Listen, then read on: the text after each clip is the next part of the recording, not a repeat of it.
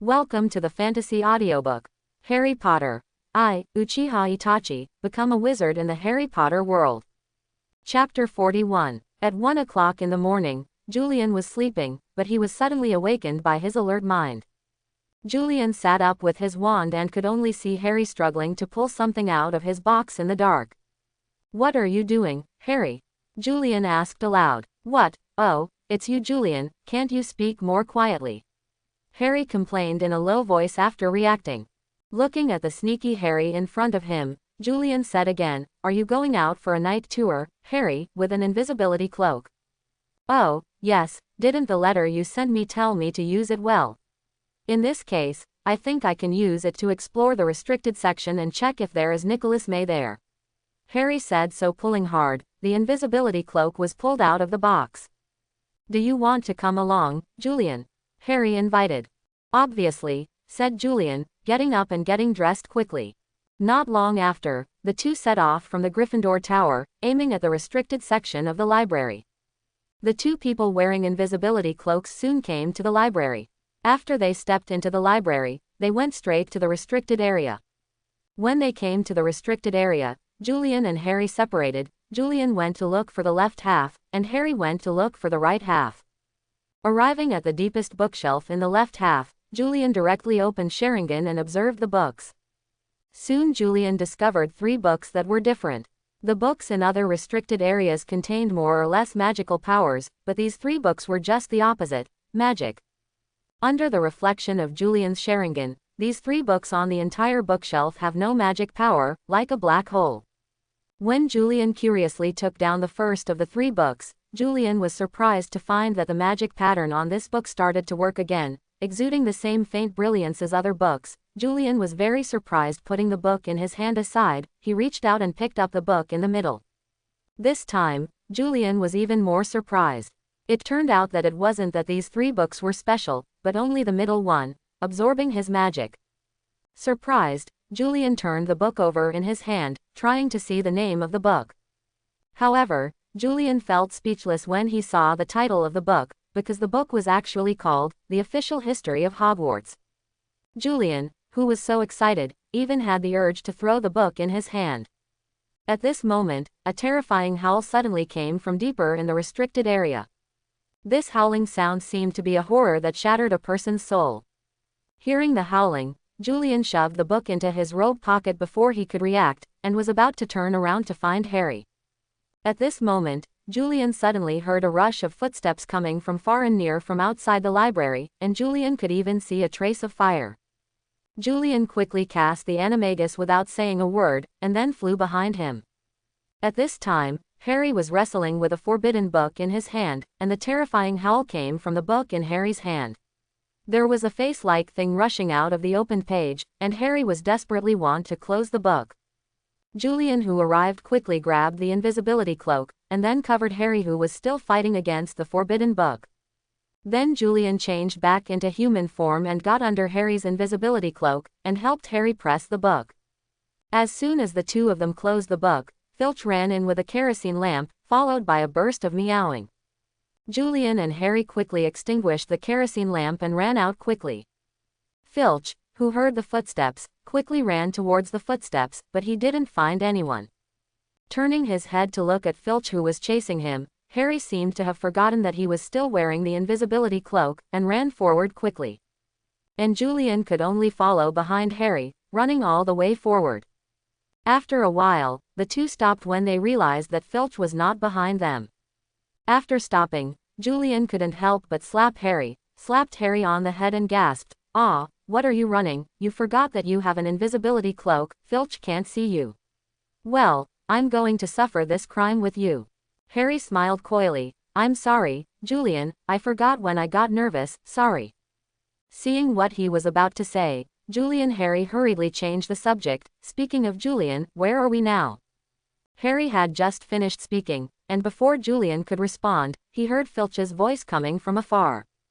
"Professor, in the restricted area, I found a little devil who didn't sleep well and was wandering around the school."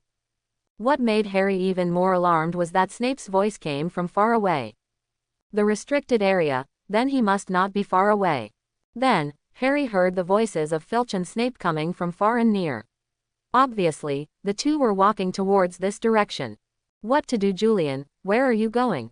Harry asked in a low voice. However, no one responded to him. "Julian," Harry called again, and found that there was still no response, so he turned his head and saw that there was no one behind him, only a classroom with the door ajar. Harry turned again, trying to find Julian, but the footsteps of Snape and Filch came closer. Harry had no choice but to get into the classroom with the door ajar. After entering the classroom, Harry quickly found Julian and the big mirror in front of Julian with the help of the moonlight. Harry grumbled, "Why didn't Julian call me when he found a hiding place?" While speaking, he came to Julian's side, but Harry found that Julian seemed to have not heard his own voice, just looking straight at the mirror in front of him. The curious Harry also stood by Harry's side and looked over like a mirror. There were only Julian and himself in the mirror. Just when Harry was wondering what Julian was looking at, Harry suddenly noticed that there seemed to be many blurred shadows in the mirror. Harry hurriedly looked behind him, only to find that there was nothing behind him, and the creepy feeling instantly made Harry pee in fright. Harry called out in a trembling voice, "Julian, did you see anything?" However, there was still no response to Harry's words. Just when Harry was about to shake Julian, Harry suddenly found that the shadow in the mirror was gradually solidifying. Harry rubbed his eyes and realized that the reflection in the mirror turned into his parents. Shocked, Harry turned around again, making sure there was no one behind him, and turned his head back again. Looking at his parents in the mirror, Harry's eyes began to moisten. Just then Julian's voice came over, "This is the mirror of Arised, which can reflect what a person desires most in his heart." After Julian finished speaking, he fell into silence again, and Harry didn't make another sound. The two just stood in front of the mirror in a daze, staring blankly at the mirror in front of them. The two watched for a long time, until the sound of footsteps and Filch's curses sounded outside the door again, and they regained consciousness again, and then Julian involuntarily grabbed Harry's arm and led Harry away from here. The two people who returned to the dormitory did not speak anymore, but they both climbed into their own beds, and then they both decided in their hearts that they would go to the room with the mirror again tomorrow night. Thinking about it, both of them fell asleep one after another. The next day, the three of them were having breakfast in the lobby. During the meal, Julian and Harry talked about the experiences of last night, and after listening to the experiences of Julian and Harry last night, Ronald looked jealous and complained why he didn't wake himself up last night. After complaining, Ronald told the two of them that they must call him tonight, and Harry and Julian both agreed. The three of them separated after breakfast. Harry and Ronald went to the library to continue looking for news about Nicholas, while Julian went to prepare his own potion for going to the party with Snape tomorrow. The day passed quickly with news of Harry and Ronald's search for Nicholas, and Julian preparing the potion. Soon, it was midnight. Harry and Julian woke up just after midnight, and Harry went to wake Ronald up. Then Harry took the invisibility cloak out of his box again, and Julian took advantage of this time to put on his own clothes. The three packed up quickly and set off from the Gryffindor common room. Ronald, led by Julian and Harry, came all the way to the door of the abandoned classroom where the mirror of Arised was stored. The three pushed open the door and entered the classroom, only to find that the magic mirror was still in its original position. Harry hastily pulled Ronald to the front of the mirror, pointed to the mirror and said to Ronald, "Look, it's my father and mother, I'm right." On the other hand, Ronald looked at the mirror blankly, turned his head and said to Harry, "I only saw that I became the head of the boys' union at Hogwarts, and I was holding the House Cup trophy in my hand. Harry, can the magic mirror reflect the future?" Ronald asked excitedly. After listening to Ronald's description, Harry stood aside and felt a little dazed. Looking at the dazed Harry, Julian said, "Harry, I told you yesterday that this is the mirror of Arised, and between it so it is called the magic mirror because it can reflect what the mirror desires most in his heart. Harry, you and I are both orphans, so in our two hearts, what we desire most are our parents and family. So, what the two of us see in the mirror is our parents, but Ronald is different. What Ronald desires is the wish that he wishes to achieve the most in his heart, and Ronald's wish is to be the head of the boys' union at Hogwarts." Looking at the silent Harry and the excited Ronald in front of him, Julian said seriously, Harry, don't you understand, although this mirror can reflect what our hearts desire most, but no matter what it reflects everything is false, so from tonight, I hope you will not come to this classroom again. Harry, you must understand that people cannot live in falsehood. If you blindly indulge in the falsehood in the mirror, then you will lose the courage to face reality. As soon as Julian's words fell, applause came from behind the three of them. The three of them suddenly turned around and found that the voice was coming from a dark place in the classroom. Julian suddenly pulled out his wand and shouted loudly, "Who's there?" As the dark clouds moved, the moonlight gradually spilled into the shadow of the classroom, and the three of them gradually saw a shadow. The shadow continued to applaud, and walked towards the three of them while applauding. Then the shadow spoke, "Very well, Julian, you speak so well, I can't say better than you, even myself. Harry, and Mr. Weasley, I think you should follow Julian's advice. The mirror of Arise, although it can illuminate what your heart desires, but, as Julian said, what it illuminates are all false illusions. These things, maybe it's something you've lost irretrievably, or maybe it's something you aspire to be. However, please remember that no matter how beautiful and yearning the picture in the mirror looks, these are false. As Julian said just now, if you indulge in the false world, then you will no longer have the courage to face it, to reality." The shadow that walked out of the shadow was completely displayed in front of the three of them. It turned out to be Dumbledore, the headmaster of Hogwarts. "Ah, good evening, Professor Dumbledore." Harry nervously called out the name of the person who came, and then silence filled the classroom. Looking at the three little wizards who bowed their heads in front of them, Dumbledore said gently, "Look up, children, you don't need to be ashamed. Showing your weakness in front of the mirror of Arise is nothing to be ashamed of. It's because, after all, even adult wizards cannot resist the temptation from the mirror of Arise. As long as you can wake up in time, this is not a big problem." After Dumbledore finished speaking, he blinked playfully and looked at the three of them. Seeing Dumbledore showing such a cute side, the three of Julian also laughed out loud, and the embarrassing situation was suddenly broken. Seeing the recovered three, Dumbledore suddenly said to Julian, "Julian, thank you very much for the woolen socks you gave me. I've always wanted a pair, but people always give me some books." The corner of Julian's mouth twitched. Thinking of the pile of cockroaches, he said, "You're welcome, Professor, as long as you are happy." Then Dumbledore continued, "I heard from Professor Snape that you have to go to a party with him tomorrow, so it's not a good idea to stay up so late. Okay, all three of you go back to your dormitory and go to sleep. Don't worry, I won't tell Professor McGonagall, and I won't deduct points from Gryffindor House. Go to sleep, children." After hearing Dumbledore's words, the three of them said good night to Dumbledore one after another. Then the three of them turned and left the classroom, walking back to the Gryffindor Tower. Fortunately, Filch, who was watching the night, was not encountered along the way.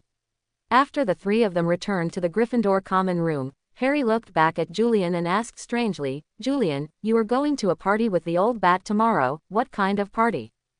Julian scratched his head and said, "I don't know. Professor Snape asked me to prepare it a long time ago." "Preparing for what?" Harry asked curiously. Julian said, "Professor Snape asked me to prepare a potion of my own invention." "Probably a party about potion refining or something," Julian continued. After hearing Julian's explanation, Harry nodded in confusion, and then said to Julian, "Julian, if you go to the party tomorrow, see if you can inquire about Nicholas May at the party. I've been searching with Ronald and Hermione for nearly 2 months, but I still haven't found any news about Nicholas." "Okay," Julian readily agreed. Looking at Julian, who agreed, Harry nodded, and then the three of them went back to the boys' dormitory to sleep. Nothing to say all night. In the early morning of the next day, Julian had just opened his eyes when he suddenly found a person standing beside his bed. It was a Gryffindor 5th-year boy. Looking at Julian, who just woke up, the 5th grader said to Julian, "Julian, Professor Snape is looking for you and wants you to go over now." Hearing the 5th grader's words, Julian trembled all over, patted his cheeks with both hands, got up and put on his clothes, then took out a bottle of silver grey potion from his clothes box, poured the potion, put it in your pocket. Then Julian greeted Harry and Ronald, who were awake, and then got up and left the Gryffindor Tower. Julian, who walked out of the Gryffindor Tower, went straight to Professor Snape's underground laboratory. Arriving at the laboratory door, Julian knocked on the laboratory door, and without waiting for Snape's answer, pushed the laboratory door open. Coming to the laboratory, Julian said hello to Snape, who was preparing something, and then began to prepare the medicinal materials he needed. When Julian was ready, Snape said to Julian, "We're ready to go." Julian looked at Snape curiously and asked, "Professor, where and how are we going to meet?" Snape ignored Julian's question, but walked towards the fireplace in the laboratory, took a container similar to a flower pot from the fireplace, grabbed a handful of powder from the container, and said to Julian, "I only do it once, and I only say it once." After saying that, Snape threw the powder in his hand towards the blazing fireplace. The moment the powder was thrown into the fireplace, the red flame instantly turned into a strange green flame. Then Snape grabbed another handful of powder and stepped into the green flames, calling out, "Skinner Town, 127, drawing room." Seeing Snape's actions, Julian immediately understood that he was going to use flow powder to get to the destination. Looking at Snape, who had disappeared into the green flame, Julian Howe grabbed a handful of flow powder without hesitation, then stood in the green flame himself, threw the powder at the green flame, and shouted, "Snap Connor Township, number 127, parlor." Afterwards, Julian felt dizzy for a while, until Julian's feet finally landed on the road, but due to inertia, Julian's body turned to one side. Just when Julian was about to lose his footing, a hand grabbed Julian's arm and held him steady. It was Snape. Julian, who had just arrived at his destination, looked at the living room in front of him. For the living room in front of him was obviously so luxurious and spacious. It can be seen that the area is more than 100 square meters, and it is decorated with resplendent patterns and valuable ornaments everywhere. Just as Julian was observing the living room where the party was held, a familiar voice suddenly reached Julian's ears from the living room. "So it's you, kid, I was wondering who Snape would bring here, so it's you." Following the sound, Julian looked into the living room, and saw a very old man looking at him with a smile on his face. It was the precious bottle of super enhancement that was given to Julian when he first entered the Broken Axe Bar. Potions Master of Potions, Master Marcus. Looking at Master Marcus, who was greeting him, Julian politely bowed to Master Marcus to show his respect. And Snape respectfully called Master Marcus. Master Marcus looked at the two people, one big and one small, in front of him, and said with a smile, "Snape, after all these years, you still haven't changed. Come on, let us old guys see, you have been here for so many years teaching at Hogwarts, have you lowered your level of potion refining, little guy? Come and see." Julian and Snape walked to the center of the living room together. There was a cauldron standing there, and some potion seemed to be brewing in the cauldron, and the person who cooked the potion was a man who seemed to be about the same age as Master Marcus, an old man. Master Marcus introduced to Snape and Julian, "This is Master Owen, his illusion potion is a legend in the entire wizarding world. Drinking the illusion potion he refined can even make you in Dumbledore's under the nose without being noticed." Marcus, so introduced. After hearing Marcus's introduction, Julian looked at the old man who was boiling the potion with respect instantly. What a terrifying potion that could be hidden under Dumbledore's eyes. Afterwards, Master Marcus identified a group of old people around the cauldron for Julian. "This is Master Daniel, who refined the sensitive potion, this one is Master Douglas, who refined the enhancement potion, and this one is..." Master Marcus introduced the old buddies around him to Julian one by one. After Master Marcus finished his introduction, Julian looked at these elders with admiration and respect. As soon as Master Marcus finished speaking, the potion master named Douglas said, "Marcus is the most powerful here. Dumbledore was able to defeat the first generation of Dark Lord because of Marcus. The top-grade magic-enhancing potion made by Dumbledore greatly increased Dumbledore's magic power, thus suppressing the first-generation Dark Lord, otherwise the outcome of the year would have been unknown." Hearing the anecdote revealed by Master Douglas, Julian nodded in agreement, because he himself had taken the ultimate magic enhancement potion, and his magic power had increased a lot. Therefore, Julian is very clear that at the same level, even if one side is slightly higher than the other, as long as the weaker side takes a dose of the ultimate magic enhancement potion refined by Marcus, then the outcome of the two will really be equal. Unknown. However, what Julian didn't know was that the Elder Wand, one of the three Hallows of Death, was held by the first Dark Lord back then, which was far more powerful than Dumbledore. If it weren't for the potion refined by Marcus to stabilize Dumbledore's magic power by one head of the first-generation Dark Lord, maybe there would be no need to wait for the second-generation Dark Lord Voldemort to appear, because, at that time, wizards in Europe the world is likely to have long been occupied by the first generation of Dark Lord. Then you were really great. Julian praised without hesitation. Hearing Julian's praise, Marcus laughed out loud, and then said to Julian, "Little guy, your mouth is quite sweet. Have you taken the potion I gave you?" Hearing what Master Marcus said, the old potion masters all turned their eyes from the cauldron to Julian. At that time, they all heard that Marcus gave a bottle of top-quality magic-enhancing potion that he refined to a young wizard who had just entered the magic world. It's just that although they knew about such a thing, they didn't investigate who this little wizard was. So, when they knew that Julian was the little wizard who was given the potion by Marcus, they were all surprised. To be honest, only those who have made great contributions to potions in the wizarding world are eligible to be here in this gathering, not to mention masters like Marcus, Oban, Daniel, and Douglas. Even Snape, a younger generation, had made great contributions to potions. So, when they saw that Snape brought a young wizard who was obviously just entering the wizarding world to the party, they all thought that this was a descendant of some nobleman and that Snape brought him here just to gain insight. However, what they didn't expect was that Julian and Marcus actually had such a relationship of donating medicine, and they heard that a young alchemist who was in the limelight recently collaborated with Snape to refine a short-term enchantment potion. There is also a potion that can increase the control of one's own magic power in a short period of time. It is said that the young alchemist's name is Julian, so it could be the little guy in front of him. All the old potion masters looked at Julian, who was looking at them all with adoring eyes, and felt a sense of relief in their hearts. There are successors in potion science.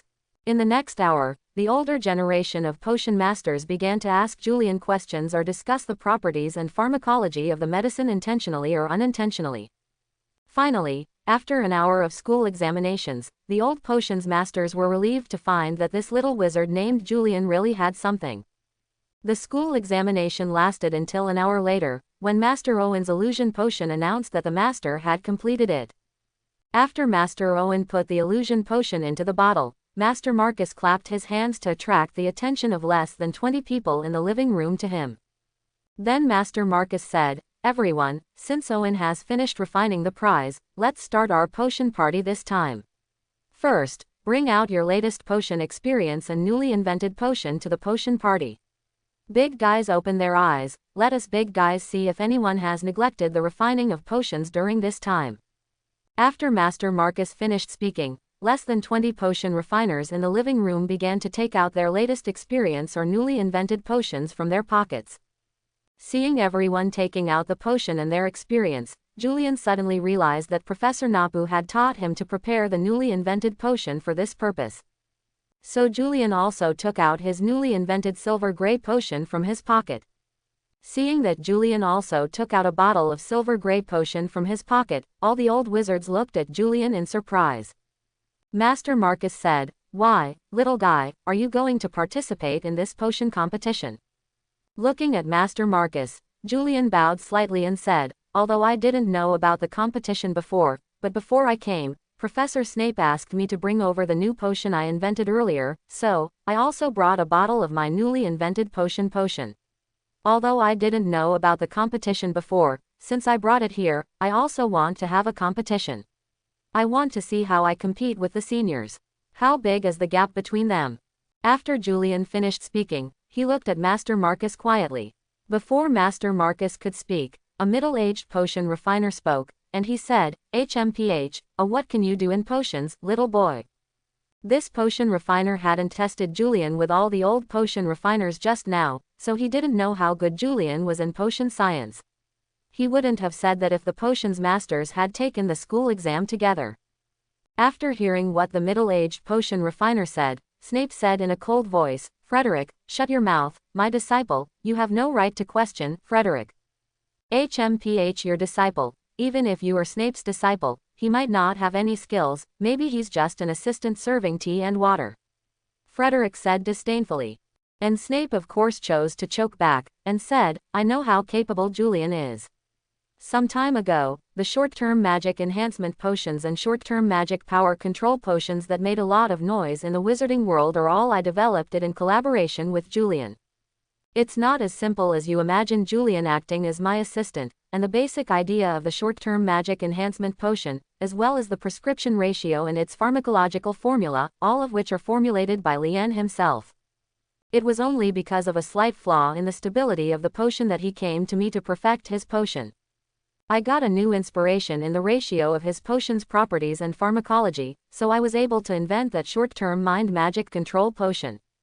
So, Frederick, if you don't understand the truth of the matter, shut your mouth first. Snape's merciless words seemed to slap Frederick with a big slap, and Frederick blushed and said gloomily, "Okay, Snape, since you said that, then let us see what you're proud of. What potion did the disciple invent to make us old fellows look better, Snape?"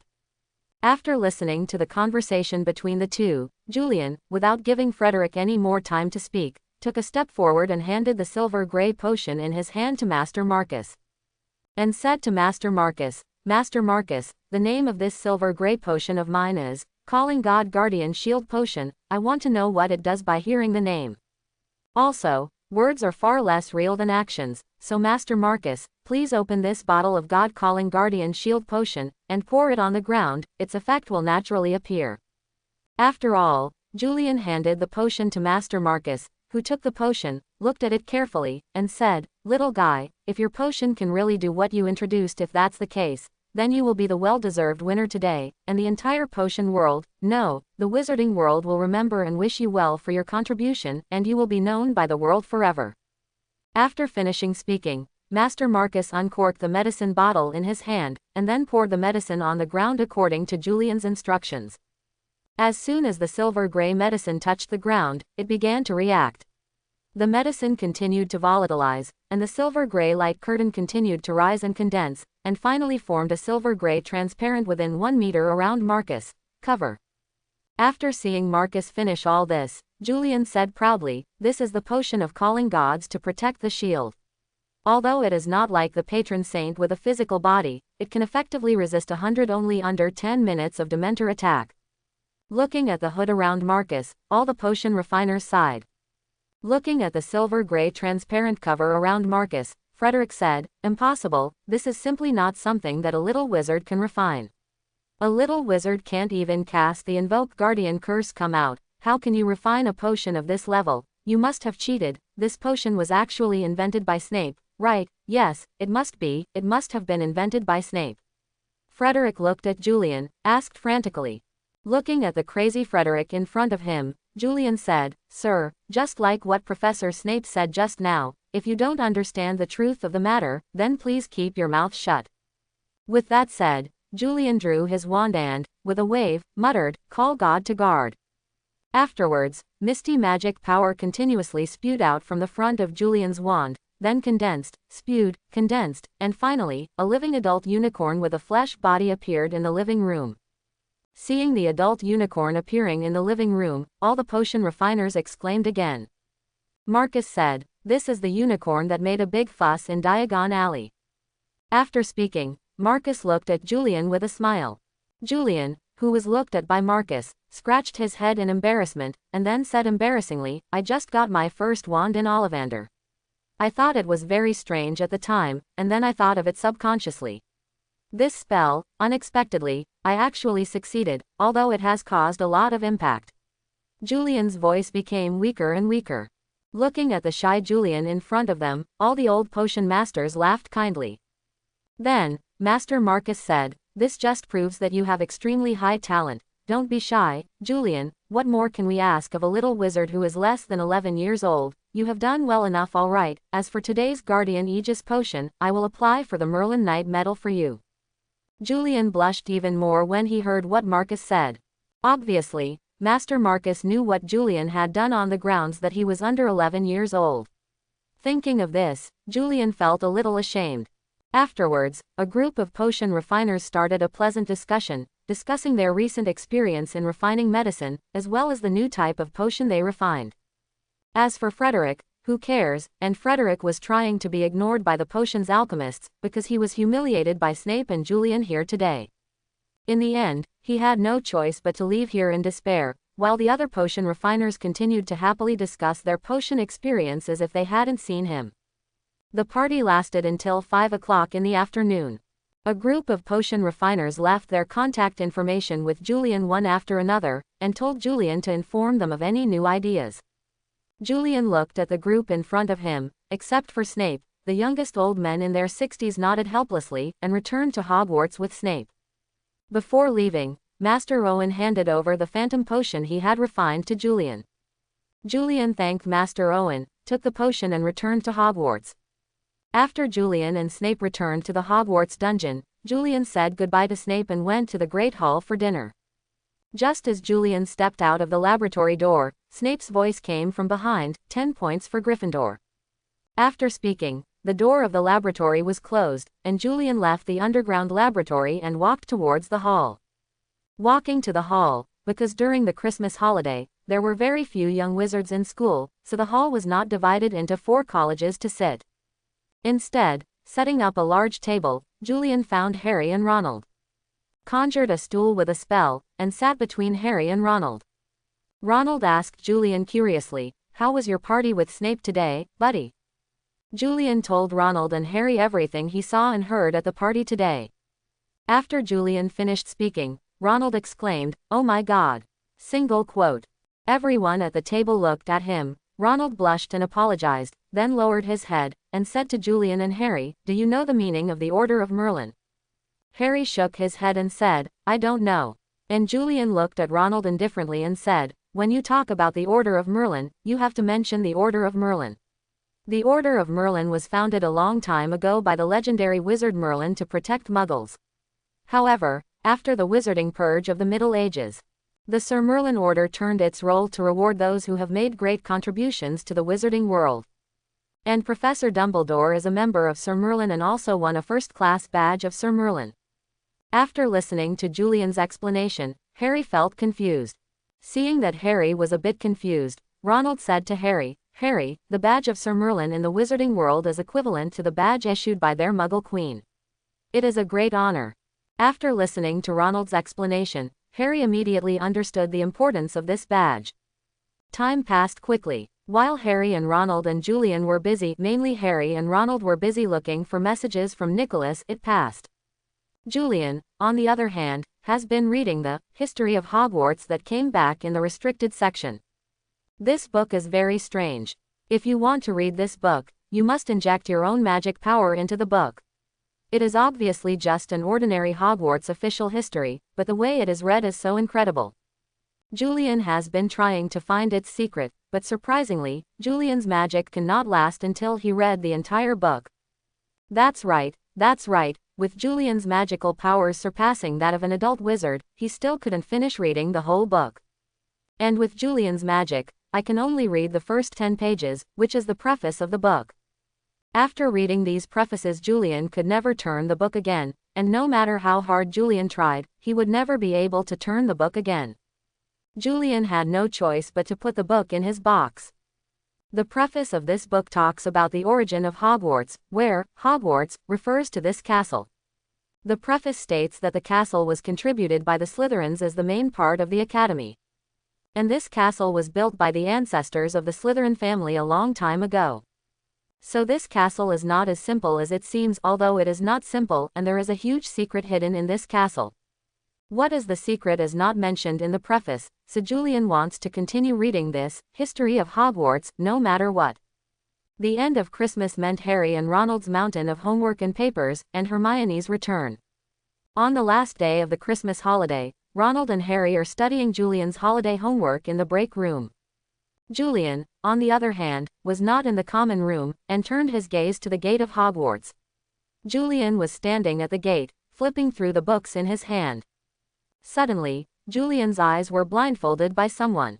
Julian closed the book in his hand and said happily, "Welcome back, my good girl." After finishing speaking, he dragged Hermione into the gate of Hogwarts. Seeing Julian and Hermione walking in hand, Harry and Ronald put down their quills at the same time and chatted with them. In the chat, Hermione asked the 3 of them if they had found any news about Nicholas. Harry and Ronald shook their heads and said that they had not found any news about Nicholas from the library. And just when he complained about the two, Julian said, "Actually, when I attended the potion party with Professor Snape that day, I asked about Nicholas and got an answer." Hearing Julian's words, Hermione, Ronald, and Harry had different reactions. Hermione looked surprised, while Ronald and Harry looked resentful. Then, Ronald complained, "Since you knew it before, why didn't you tell us earlier, and we checked the library for a whole holiday and didn't even finish our homework." Harry stood aside, nodded in agreement. Yes, Julian, what are your intentions?" Seeing the reactions of the two people in front of him, Julian raised his wand, pointed at them and said, "I'm afraid you have forgotten the horror of being taught by my big devil, Julian." After all, Julian directed the quill pens in the hands of the two to continuously draw on the faces of the two. After a while, Harry's and Ronald's faces were covered in black ink. Hermione, who couldn't stand watching from the side, said, "All right, Julian, stop bullying Ronald and Harry, and tell me what information you know about Nicholas." After listening to Hermione's words, Julian gave Harry and Ronald a clear water like a spring to wash away the black ink on their faces. Then, he put on a serious look and said, "That day, Professor Snape and I attended the potion party, and all the people who attended the party were some respected old potion masters. I went to ask one of them, who the master of potions told me that Nicholas is the best master alchemist in centuries, and he refined the magic stone that can make people immortal." After listening to Julian's words, Ronald, Hermione and Harry were all shocked. Suddenly, Hermione let out an exclamation, and ran to her bedroom. Looking at Hermione who suddenly ran away, Ronald and Harry, not knowing why, looked at Julian. But Julian shook his head and said that he didn't know what happened to Hermione. When Hermione came back, there was a book like a huge brick in her hand. Arriving in front of the three of them, Hermione threw the book in her hand on the table, and there was a bang, and the book fell on the table. Looking at the huge book on the table in front of them, the three of them were taken aback at the same time, and Ronald and Harry even swallowed a mouthful of saliva. Not caring about Ronald and Harry's appearance, Hermione sat next to Julian and said, "I borrowed this book from the library after school started to kill time." When Hermione said this, Harry and Ronald pointed at the book tremblingly. "You use this kind of book to pass the time." Glancing at Harry and Ronald, Hermione ignored them, but continued, "We've been looking in the wrong direction. We always thought that Nicholas Flamel was a modern wizard, but we were all wrong. In fact, he was a wizard born 600 years ago. As Julian said, he invented the Philosopher's Stone that can make people immortal. The most obvious evidence is that he and his wife who have lived for more than 600 years, and the book says that the Philosopher's Stone can not only make people live forever, but also turn stones into gold." After Hermione finished speaking, she turned the book to the page about Nicholas, and then pushed it to Ronald and Harry to read by themselves. After Harry and Ronald finished reading the contents of the book, Harry raised his head and said, "Then the three-headed Cerberus Lue is guarding the Sorcerer's Stone, and what someone wants to steal is magic stone." After Harry finished speaking, he glanced at Julian, but Julian ignored Harry's gaze and said solemnly, "Whoever wants to use the Sorcerer's Stone, we must stop him." After finishing speaking, the four of them glanced at each other and made an agreement with the Sorcerer's Stone Guard team. At the beginning of the new semester, the little wizards once again devoted themselves to the heavy magic learning. And because the group of four had already found information about Nicholas, the four didn't need to work so hard to find information about Nicholas. However, this didn't mean that Harry's busyness could stop because of this. Because, it's almost time for the next Quidditch match between Gryffindor and Hufflepuff. As long as we can beat Hufflepuff, we can beat Slytherin in the Quidditch House Cup, and finally win the House Cup. Ronald thought excitedly. It wasn't just Ronald and Hermione and Julian who thought this way. Gryffindor's captain, Wood, obviously thought so too, so he increased Harry's training. Wood has completely turned into a training madman, which made the little wizards in the team complain about it. However, just as they were training in full swing, bad news came. The next match between Gryffindor and Hufflepuff turned out to be refereed by Snape. "They're crazy, how can they let Snape be the referee?" Ronald shouted dissatisfied. "Old bat, we will be judged to lose."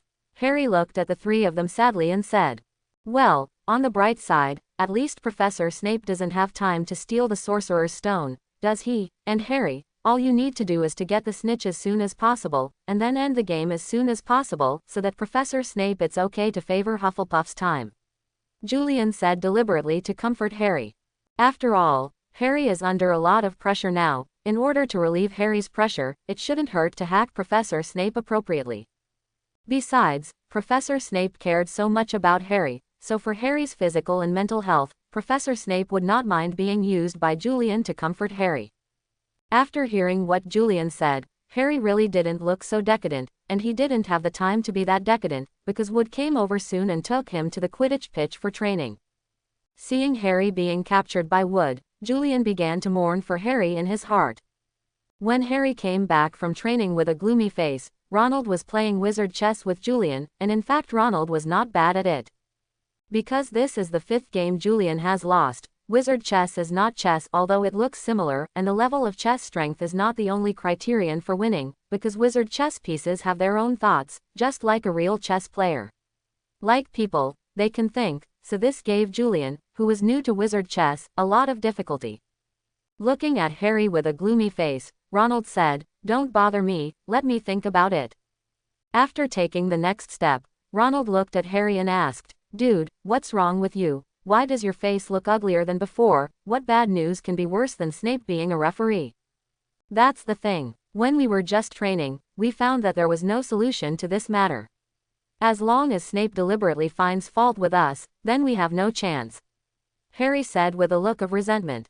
Looking at Harry with an anxious expression in front of him, Julian said again, "Oh, Harry, didn't I just tell you that as long as you catch the snitch as quickly as possible, Professor Snape can't do anything to you, impact, isn't it?" After listening to Julian's words, Harry's face softened a little. While the four were still silent, a burst of laughter came in suddenly, and the four turned their heads to look at the door of the lounge. It was Neville. At this moment Neville was jumping towards them, looking a little funny. Julian took out his wand, pointed at Neville and said, "Spell stop," and then Neville slammed his head into the chessboard on the table in the lounge. The chessboard was smashed into pieces in an instant. Looking at the messed up chessboard, Ronald immediately shouted, "Hey, brother, did you do it on purpose?" Ignoring Ronald who was yelling, Julian smiled, "Definitely not, because the chessboard was overturned and there is no need to play chess anymore," helped Neville up, and said, "What's the matter, Neville, who did it?" "Thank you, Julian, it was Malfoy who did it. They caught me in the library just now and said they needed someone to help them contact the spell, so they," Neville said submissively. "Oh, you are too weak, Neville, you should be tough. As long as you are tough, Malfoy won't dare to bully you," Ronald said. "Malfoy, it seems that he has drifted away again recently," Julian said with his eyes blank, staring at the empty space. Hearing Julian's words, Harry immediately remembered Julian's rage at Malfoy in Diagon Alley.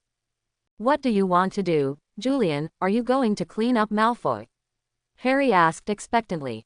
Hearing Harry's words, Julian quickly returned to his senses, then looked at Harry and said righteously, "Harry, I didn't expect you to be such a person. Malfoy is our classmate, classmates should love each other, how can you just trying to teach him a lesson is wrong." Hearing Julian's words, Harry rolled his eyes wildly and said, "Everyone here counts as one, and you are the only one who made Malfoy the worst. You still have the face to criticize us, don't shake Billion." Of course, this sentence Harry did not dare to speak out. Looking at Harry who was rolling his eyes wildly at him, Julian said, "What's wrong with you, Harry? Do you have eyelid cramps? Do you want me to cure it for you?" After finishing speaking, he took out his wand and prepared to strike Harry. Hair. Seeing Julian's actions, Harry quickly waved his hands and said, "No, no, no, don't bother you. I'm fine." Looking at the cowardly Harry, Julian put away his wand with a cut. Julian put away his wand, stood up and went out without explaining anything to the others. Seeing Julian walking out of the common room, everyone left behind looked confused, looked at each other and then raised their hands to express that they didn't know what Julian was doing. About half an hour later, Julian came back with a look of honeyed pleasure on his face. Everyone looked at Julian with a happy face and wondered which unlucky guy was going to be unlucky again. Just when Harry was about to ask Julian what he was doing, Julian turned his head to Harry and said, Harry, starting tomorrow, continue to resume your potions study. After pulling down so much, I think from now on your spare time will be nothing but Quidditch's potions. Because of the Cold War relationship between Julian and Harry before, Harry stopped his morning potions study at that time. After Julian finished speaking, no matter how clumsy Harry's face was, he walked towards the boys' dormitory. Julian, who had reached the stairs, turned his head suddenly, and Harry, who was making small movements behind Julian, quickly stretched out his hand back in fright. Turning around, Julian ignored Harry's small movements, but said to everyone, "There will be a good show tomorrow morning. If you don't want to miss it, get up early with Harry, especially you, Neville." After finishing speaking, Julian ignored everyone and went upstairs. Looking at Julian's back, the rest of Hermione and the others looked at each other in blank dismay, none of them knowing what kind of medicine was sold in Julian's gourd. In the end, Hermione finally said, "Forget it, don't think about it, don't you know when you get up early tomorrow morning?" After Hermione finished speaking, she got up and walked towards the women's bedroom. Ronald looked at Hermione's back and said to Harry and Neville, "They really are a couple." Neville and Harry nodded in agreement. In the early morning of the next day, Harry wiped the water off his face with a bitter face, watched the house elf who was holding an empty washbasin beside the bed bow to him, helplessly lifted his quilt, and started to get up. This house elf seems to be called Lara, and Julian used it to wake him up more than 2 months ago. With the reconciliation between Julian and Harry, not only the morning potions class resumed, but this house elf took water to wake himself up. The house elf, woken from sleep, is also back. Looking at Lala, who was using magic to dry his bed, Harry said, "Thank you, Lala, I will trouble you again in the future." And Lala said excitedly, "No, it's Lala's honor. It's Lala's honor to serve the great Harry Potter. Harry Potter is Lala's most admired wizard besides Principal Dumbledore. Worshipping me so much, and pouring me with a washbasin, I'm afraid you have misunderstood worship." Harry thought with his mouth twitching. "By the way, I'm the second most admired person who wakes me up with a washbasin, so Professor Dumbledore, who ranks first, is put in a water basin." Harry thought maliciously. After a while, Harry, who was bleary-eyed and dressed himself up, yawned and walked towards the common room with his potions textbook in his arms. Ronald and Neville, who were also sleepy-eyed, were with him. When the three of them tried their best to drive away the drowsiness, they suddenly found that something was wrong with the scene in front of them. Julian was sitting on the sofa in the lounge, holding the potions textbook in his hand and talking about something solemnly. "Well, there's nothing wrong with it." Hermione was recording something while listening to Julian's speech. It's normal, there's nothing wrong with it, it's Hermione after all." Malfoy and his 2 little brothers were sitting on the sofa with a reluctant face, recording something from time to time. It's okay and normal." "What a ghost. Why is Malfoy here? This is Gryffindor's lounge, why is he still studying potions here? Oh, Merlin's underwear, am I crazy or the world is just too crazy?" Looking at the 3 people who were in a daze, Julian waved his hand and said, "Harry, what are you doing in a daze? Why don't you come over quickly? Little Sunflower Mother's class, bah, Julian's morning potion class is about to start." Looking at Harry, who was sitting on the sofa with a confused face, Ronald, who was obviously doing something wrong on his face, and Neville, who was also a little confused, Julian said, "Well, based on the friendship and mutual help among classmates, and Professor Snape's strong request, I, Julian Willis, set up Julian Potion's morning class here to repay the expectations of teachers and students. I will definitely not let down my students' love for potions, and I will work hard to train everyone into brilliant potions geniuses. Thank you all." After speaking, Julian stood up and bowed in a serious manner. Crack, clap, clap, clap. Applause sounded in the Gryffindor common room in an instant, and only Harry, Hermione, and Neville and Ronald standing aside were applauding. Looking at the 3 Malfoys who did not applaud, Julian put his hands together and said, "To celebrate the establishment of Julian's potions class in the morning, Malfoy, Goyle, and Crabbe are invited to share the first 2 pages of the potions textbook. Copy the chapter twice. Let us thank the 3 students for their enthusiasm with warm applause, and I swear here that I will take good care of you 3 in the next 7 years, swear to Professor Snape." Julian's taking care of was very heavy, and the 3 of them shuddered after hearing Julian's words. Malfoy's pale face turned even paler after hearing Julian's words. Malfoy said tremblingly. You're bullying, I'm going to tell Professor Snape. Oh, Julian smiled at Malfoy's words. You said I bullied you, why did I bully you? Copying books. This is a necessary step. If you don't believe me, ask Harry. He also came here like this at the time, and he copied more than you at that time, right? Harry, said Julian, turning his gaze to Harry.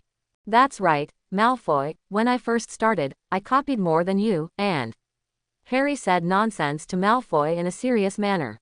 Hearing Harry's nonsense, the young Malfoy's body trembled, and cold sweat rolled down his forehead in an instant. That's enough for Harry, let's get ready for class now. After finishing speaking, Julian showed a kind dark smile. Seeing Julian smiling weirdly, Hermione went up and slapped Julian on the head, and then said, Don't waste any more time, start talking quickly, and don't show such a mean smile, too disgusting. Seeing Hermione's actions, the three of Malfoy were stunned. Are the mudbloods so terrifying now? Even the big devil Julian dared not fight back. At this moment, Hermione's status in Malfoy's heart was immediately elevated to a level higher than Julian's. And secretly made a decision in his heart, never to provoke Hermione in the future. A light-hearted potions study session ended quickly after 2 hours. Then, just as the three of Malfoy were about to leave this ghostly place quickly, Julian said, Malfoy, Goyle, and Crabbe, come here on time at 5 o'clock tomorrow morning, and continue with classes. No, not only tomorrow in the morning, in the future, and in the next 7 years, as long as I don't notify you in advance, you will all come, and the 2 transcripts should be handed over to me before class tomorrow, otherwise, I will go to Professor Snape and report on your understanding of the devil. Negativity in pharmacy. After speaking, Julian stopped looking at the three of them, but waved his hand to signal the three to leave quickly. Seeing Julian waving, the three Malfoys turned around and ran out of the Gryffindor common room as if they were being pardoned. Malfoy, who escaped from the lounge, secretly decided that he must tell his father about this, and let his father come forward to end this farce. However, what Malfoy didn't expect was that he sent the letter back to the family with an owl, but there was no reply at all. In the end, the desperate Malfoy had to do what Julian said. Get up before 5 o'clock every morning, and then rush to the Gryffindor common room to go to class, and copy large sections of textbooks. Malfoy felt as if he had been abandoned by the whole world. Looking at the three Malfoys who hurriedly escaped from the Gryffindor lounge, Ronald, Harry and Neville laughed together in the common room. Ronald said, Did you see Malfoy's cowardly look just now? So, Neville, you don't need to be afraid of him at all. He's just a paper tiger. That's right, whoever Ronald said was right, Harry said to Neville while laughing while clutching his stomach. Although Harry felt very bitter about the fact that he was also taking potions lessons, but seeing the three Malfoys who were worse than himself, Harry instantly felt overwhelmed with happiness. Okay, don't laugh, Julian said, clean up and get ready to eat. After ignoring Harry, Ronald and Neville, Julian stepped forward to hold Hermione's hand and walked out of the Gryffindor common room. Seeing Julian and Hermione leave, Ronald blew his whistle, and Harry, Neville and the other three followed closely. Time passed quickly amidst Harry's busy study and training. And the Quidditch match between Gryffindor and Hufflepuff is coming soon. In the early morning of the match day, the four of Julian were eating breakfast in the hall, while Harry fell into match anxiety once again. At this moment, he was sitting there with a sad face, using the fork in his hand to insert the plate of fried eggs on his plate. Looking at the nervous Harry, Ronald said, Dude, let go of that poor egg, you have to eat something now, today's game against Hufflepuff is very important. Ronald said with his mouth full of grilled sausages dipped in sauce. However, I don't think we have any chance of winning if this continues. Harry said negatively. Snape was the referee after all, although Snape didn't have any special affection for Hufflepuff. But, relatively speaking, Gryffindor must be the house he hates, plus I'm Gryffindor's seeker, Snape will find a way to help Hufflepuff, then we Gryffindor are in danger. You're thinking too much, bro, Julian said, even if the two of you don't deal with each other very much, it's under the watchful eyes of everyone. Besides, I've heard that Professor Dumbledore is also going to this Quidditch match, so you have nothing to be nervous about, Harry. Professor Dumbledore is the greatest white wizard in the last 100 years. With him, even if Professor Snape or someone else wants to plot against you, it is impossible. You just need to play with peace of mind, Harry. After hearing Julian's words, Harry felt a little more at ease. Yes, Professor Dumbledore will also participate in the competition, so there is nothing to worry about at all. Then Harry started to eat the ugly fried egg he had poked on his own plate. When Harry had just finished eating the fried eggs, the Weasley brothers came over and carried him away, adding, Wood said, he thought of another excellent tactic and asked us to go to the locker room to discuss it in advance. After the three of Julian had breakfast, they also came to the Quidditch pitch. This time Hagrid didn't come with them to watch the game. What's Hagrid doing lately? Why can't I see him? Ronald asked, and Hermione shook her head, expressing that she didn't know either. Just as the two were chatting with each other, Julian said, the match has begun. Harry played really well in this game, really good, because the game was over within 5 minutes of the game. Harry got the snitch almost as fast as he could. Looking at Snape stomping his feet on the ground, Harry smiled extraordinarily happily. The Gryffindor Cubs were also very happy. They rushed onto the field excitedly and threw Harry high. It was really a wonderful game, Ronald said excitedly. Wonderful, what's so wonderful about it? Julian said with a black face. The game ended in 5 minutes. I really didn't see how exciting this game was. That's because you haven't tasted the charm of Quidditch, buddy. Ronald patted Julian on the shoulder, and then, like the lion cubs of Gryffindor, rushed towards Harry in the center of the field. When the lion cubs returned to the Gryffindor common room, Julian and Hermione found that Ronald and Harry hadn't returned. The whole Gryffindor Quidditch team was here but Harry was absent. Julian and Hermione wondered, where did these two go? After a while, Harry and Ronald squeezed in through the door of the common room. They rushed at Julian and Hermione quickly, pulling them into a corner, and then Harry said, just now, Ronald and I saw Snape threatening Professor Quirrell to help him steal something, the Philosopher's Stone. Said with a serious face. Julian asked curiously, what did Professor Snape say exactly? Harry thought for a while and said, the old bat pushed Professor Quirrell to the tree and asked Professor Quirrell, who do you serve? It seems that the old bat wanted to threaten Professor Quirrell to steal the Philosopher's Stone for him, remember? Julian, when I had my first Quidditch match, you said that both of them cast spells at that time, and now it seems that it was indeed Snape who was killing me and Professor Quirrell was trying to save me. Harry looked at me, said to Julian with the right expression. Seeing Harry's cheap expression, Julian went up and slapped Harry on the head, and then said, conclusion, don't slap it so early, Harry. Julian held his forehead with some headaches and said, Professor Quirrell cursed you. I told Professor Snape about it. At that time, Professor Snape told me to let me follow you, and he would tell Professor Dumbledore about it. Actually, there is one thing I didn't tell you. Do you still remember Halloween? What about the troll that night? Before the three of them answered, Julian continued, Professor Quirrell came into the hall that night to warn us of a troll, and then he passed out. Don't you think it's strange at all? Strange? What could be strange? Ronald asked, puzzled. Because that's Professor Quirrell, Hermione replied, and Professor Quirrell is the professor of defense against the dark arts, and he taught senior students how to deal with trolls not long ago. That is to say, even an ordinary senior no grader would be so terrified of a troll, but why would Professor Quirrell be frightened by a troll? Hermione is right, Julian continued what Hermione said, and, at the time, you thought that Professor Quirrell had fainted, but let me tell you, my 5 senses are relatively sharp. As far as I felt at the time, Quirrell the professor didn't pass out, he was faking it. I think the troll should be released by Professor Quirrell, at least this incident has something to do with him.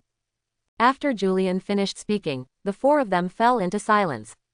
After a while, Harry broke the silence and said, then if this is the case, this matter is too unbelievable. That's right, this matter is indeed a bit unbelievable, and it is indeed getting more and more interesting. Julian said with a playful face. After a while Julian said again, okay, let's not think about these things now. Harry, you beat Hufflepuff. As long as we beat Ravenclaw we can win the Quidditch Cup this year, maybe we can win the House Cup. Well, you are today's hero, Harry.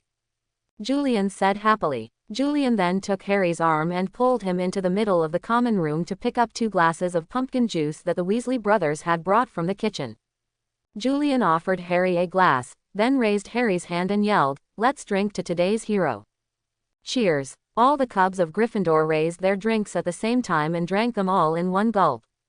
Julian's face turned green instantly after drinking the pumpkin juice in his hand, then put the cup on the table, covered his mouth with his hand, and rushed to the dormitory as fast as possible. Seeing Julian fleeing in despair, Harry smiled. Looks like he really hates pumpkins, doesn't he? Ronald said, patting Harry on the shoulder. Yeah, Julian is afraid of pumpkins, and he's afraid of things too. Thinking this way, Harry picked up a glass of pumpkin juice again and poured it into his mouth. It's delicious. In the following time, the four of them began to work separately. Ronald was in charge, going to the classroom on the 4th floor from time to time to make sure that Lu Wei, the three-headed dog, was still in that classroom. Harry was because Gryffindor had won the Hufflepuff in the Quidditch match, which gave the young wizards of Gryffindor the ambition to win the Quidditch Cup and even the Academy Cup this year. So under Percy's urging, Harry was led by Wood to conduct even more inhumane training with the players of the Quidditch team. Harry was miserable every day because of Quidditch practice and Julian's morning potions class. Hermione, on the other hand, began to prepare for the exam review plan on the grounds that there were still 10 weeks before the end-of-year exam. God, Hermione, there are still 10 weeks until the exam, and there are still 10 full weeks, why did you prepare so early? Ronald complained to Hermione while sitting in the library in pain. 10 weeks, only 10 weeks left, Ronald. I'm crazy, I should have started a few weeks ago, God knows what I was thinking. Hermione said. A few weeks ago, my God, Harry, did Hermione go crazy? Ronald gave Hermione a monster look, then said to Harry. Harry lay down on the library table in a state of vomiting, turned his face to Ronald and said, I don't know if Hermione is crazy or not, but I'm already going crazy, my God. Merlin, kill me, I can't take it anymore. Harry complained feebly. Okay, stop whining you two, Hermione was right, the end-of-year exams are 10 weeks away. If you fail one subject, you will not be able to enter the 2nd grade. Julian said from the side. Then why don't you come to review, Julian? Ronald complained, looking at Julian who was drinking juice and reading the magazine in his hand. It seemed to be called a Quibbler magazine. That's because I'm a genius. These things to be tested have been firmly imprinted in my mind. If you don't believe me, you can ask questions. Julian replied cheaply. Indeed, Julian, who has a kaleidoscope Sharingan, really doesn't have to bother with memory. He doesn't have to worry, like others, things he has memorized a long time ago will be forgotten. All the materials and information copied by the kaleidoscope Sharingan are firmly locked in his mind, and he can extract it from his mind at any time as long as he wants to use it. Therefore, in the eyes of all the young wizards, the history of magic class that is the most troublesome is Julian's best. Because Julian memorized the entire history of magic textbook, verbatim, and even backwards. When Julian demonstrated this amazing skill, Hermione waved her hand generously, indicating that Julian could be exempted from the review study plan she had made. On the other hand, Ronald and Harry could only look at Julian enviously, and continued to revise their exam content feebly. Finally, Ronald and Harry couldn't take it anymore, and just when they raised their heads and were about to take a breather and take a break, the sharp-eyed Ronald suddenly saw Hagrid's huge body carefully going back and forth between the bookshelves in the library. Because it was too big, he tried not to knock himself over the bookshelves, because maybe Mrs. Pants would ban him from the library for life. Ronald looked at Hagrid who was fading away, and suddenly called out, My God, what are you doing in the library, Hagrid? Ronald, who had just yelled this sentence, then regretted it, because Mrs. Pants's murderous eyes were locked on Ronald in an instant, and Ronald was instantly scared. He lowered his head, and then started poking at the record in front of him. Hagrid turned around when he heard Ronald's voice, walked towards their table, and said in his unique voice, I'm just looking around, what are you doing here, still looking for Nicole May? Hagrid asked suspiciously. No, we have figured out who Nicholas May is hundreds of years ago, and we also know that the one hidden in the classroom on the 4th floor is the Philosopher's Stone. Ronald said triumphantly. Hearing Ronald's voice, Hagrid was obviously frightened. He quickly covered Ronald with his hand, and then said nervously, This matter is forbidden to be discussed in school. You students should not know about it. Then, Hagrid quickly looked around to see if anyone was eavesdropping. Seeing that no one had found this place, Hagrid turned around and said to the three of Harry, What exactly are you trying to do? To be honest, Hagrid, we are a little interested in the mechanism that protects the Philosopher's Stone.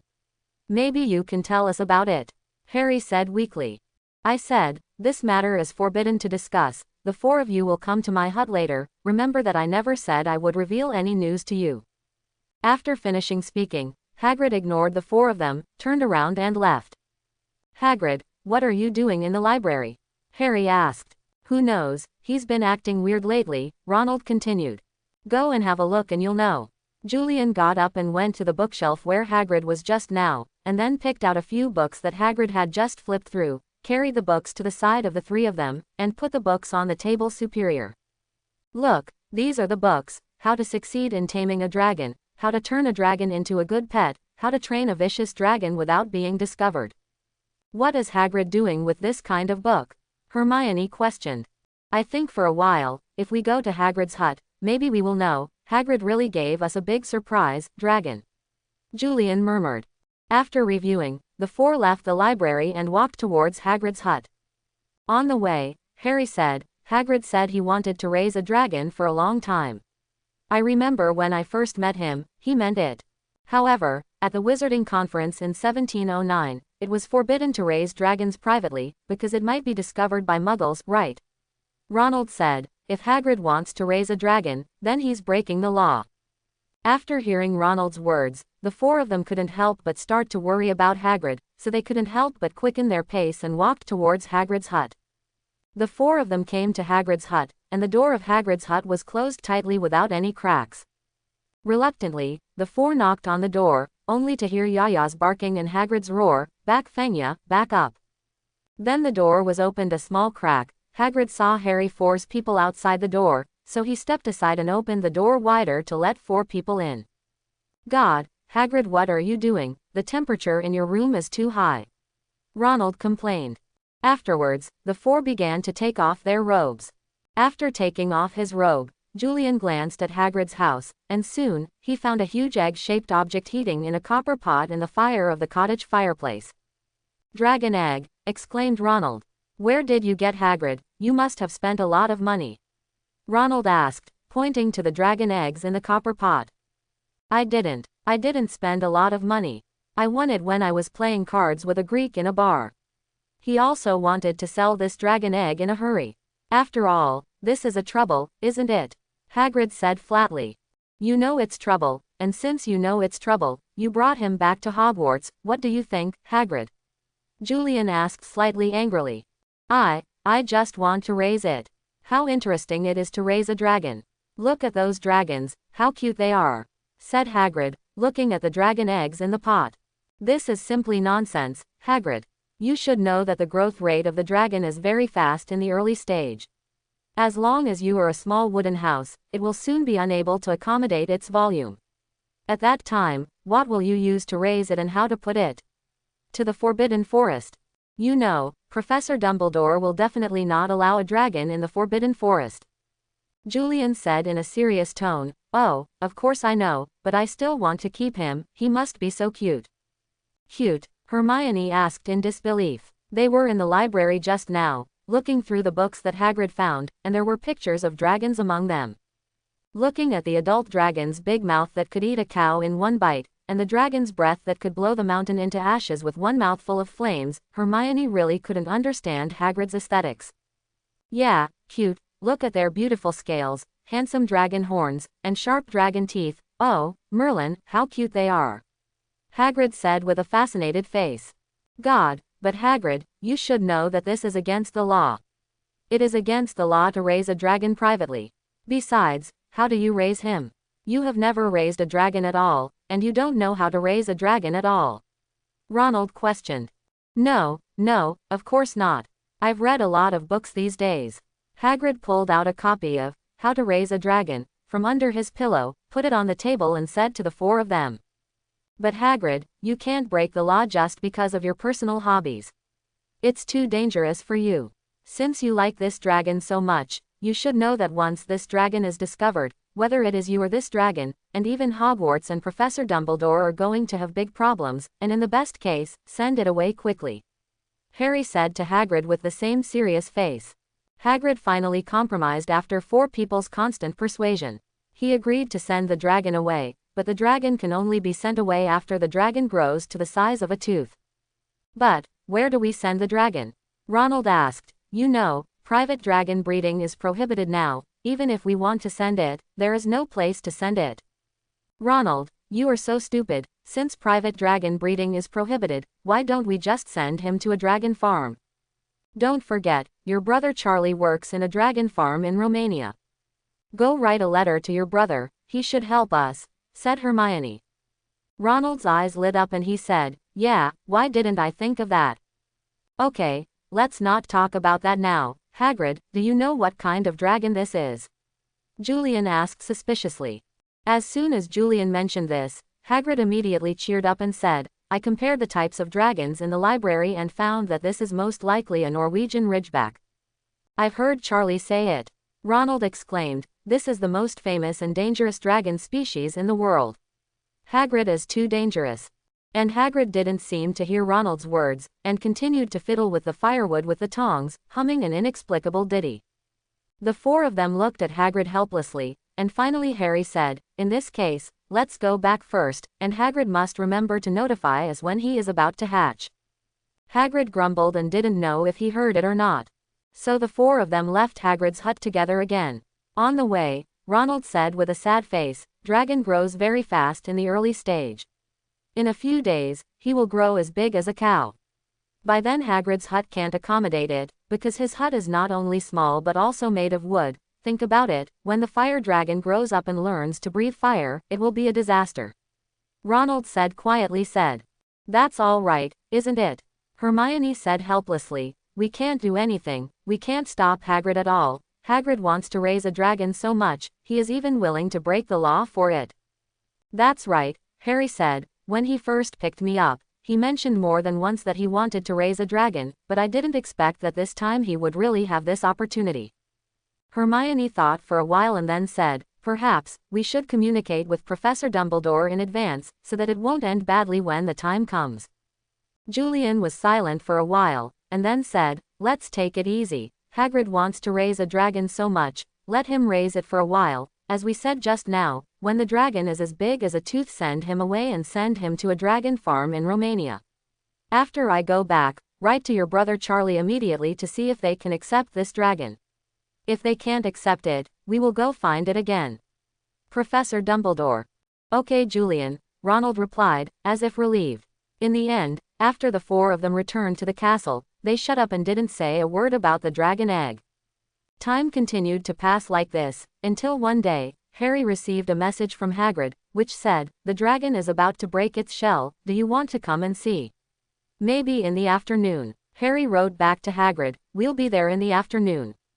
After class was over in the afternoon, the four of them hurried to Hagrid's hut and entered the room. The temperature in the room was still very high, and the four of them were sweating profusely. After a while, Hagrid put the copper pot on the table with tongs, and the hot copper pot made a sizzling sound. The four of them plus Hagrid, a total of 5 pairs of eyes, kept staring at the trembling dragon eggs. Hagrid said, he has been like this all afternoon.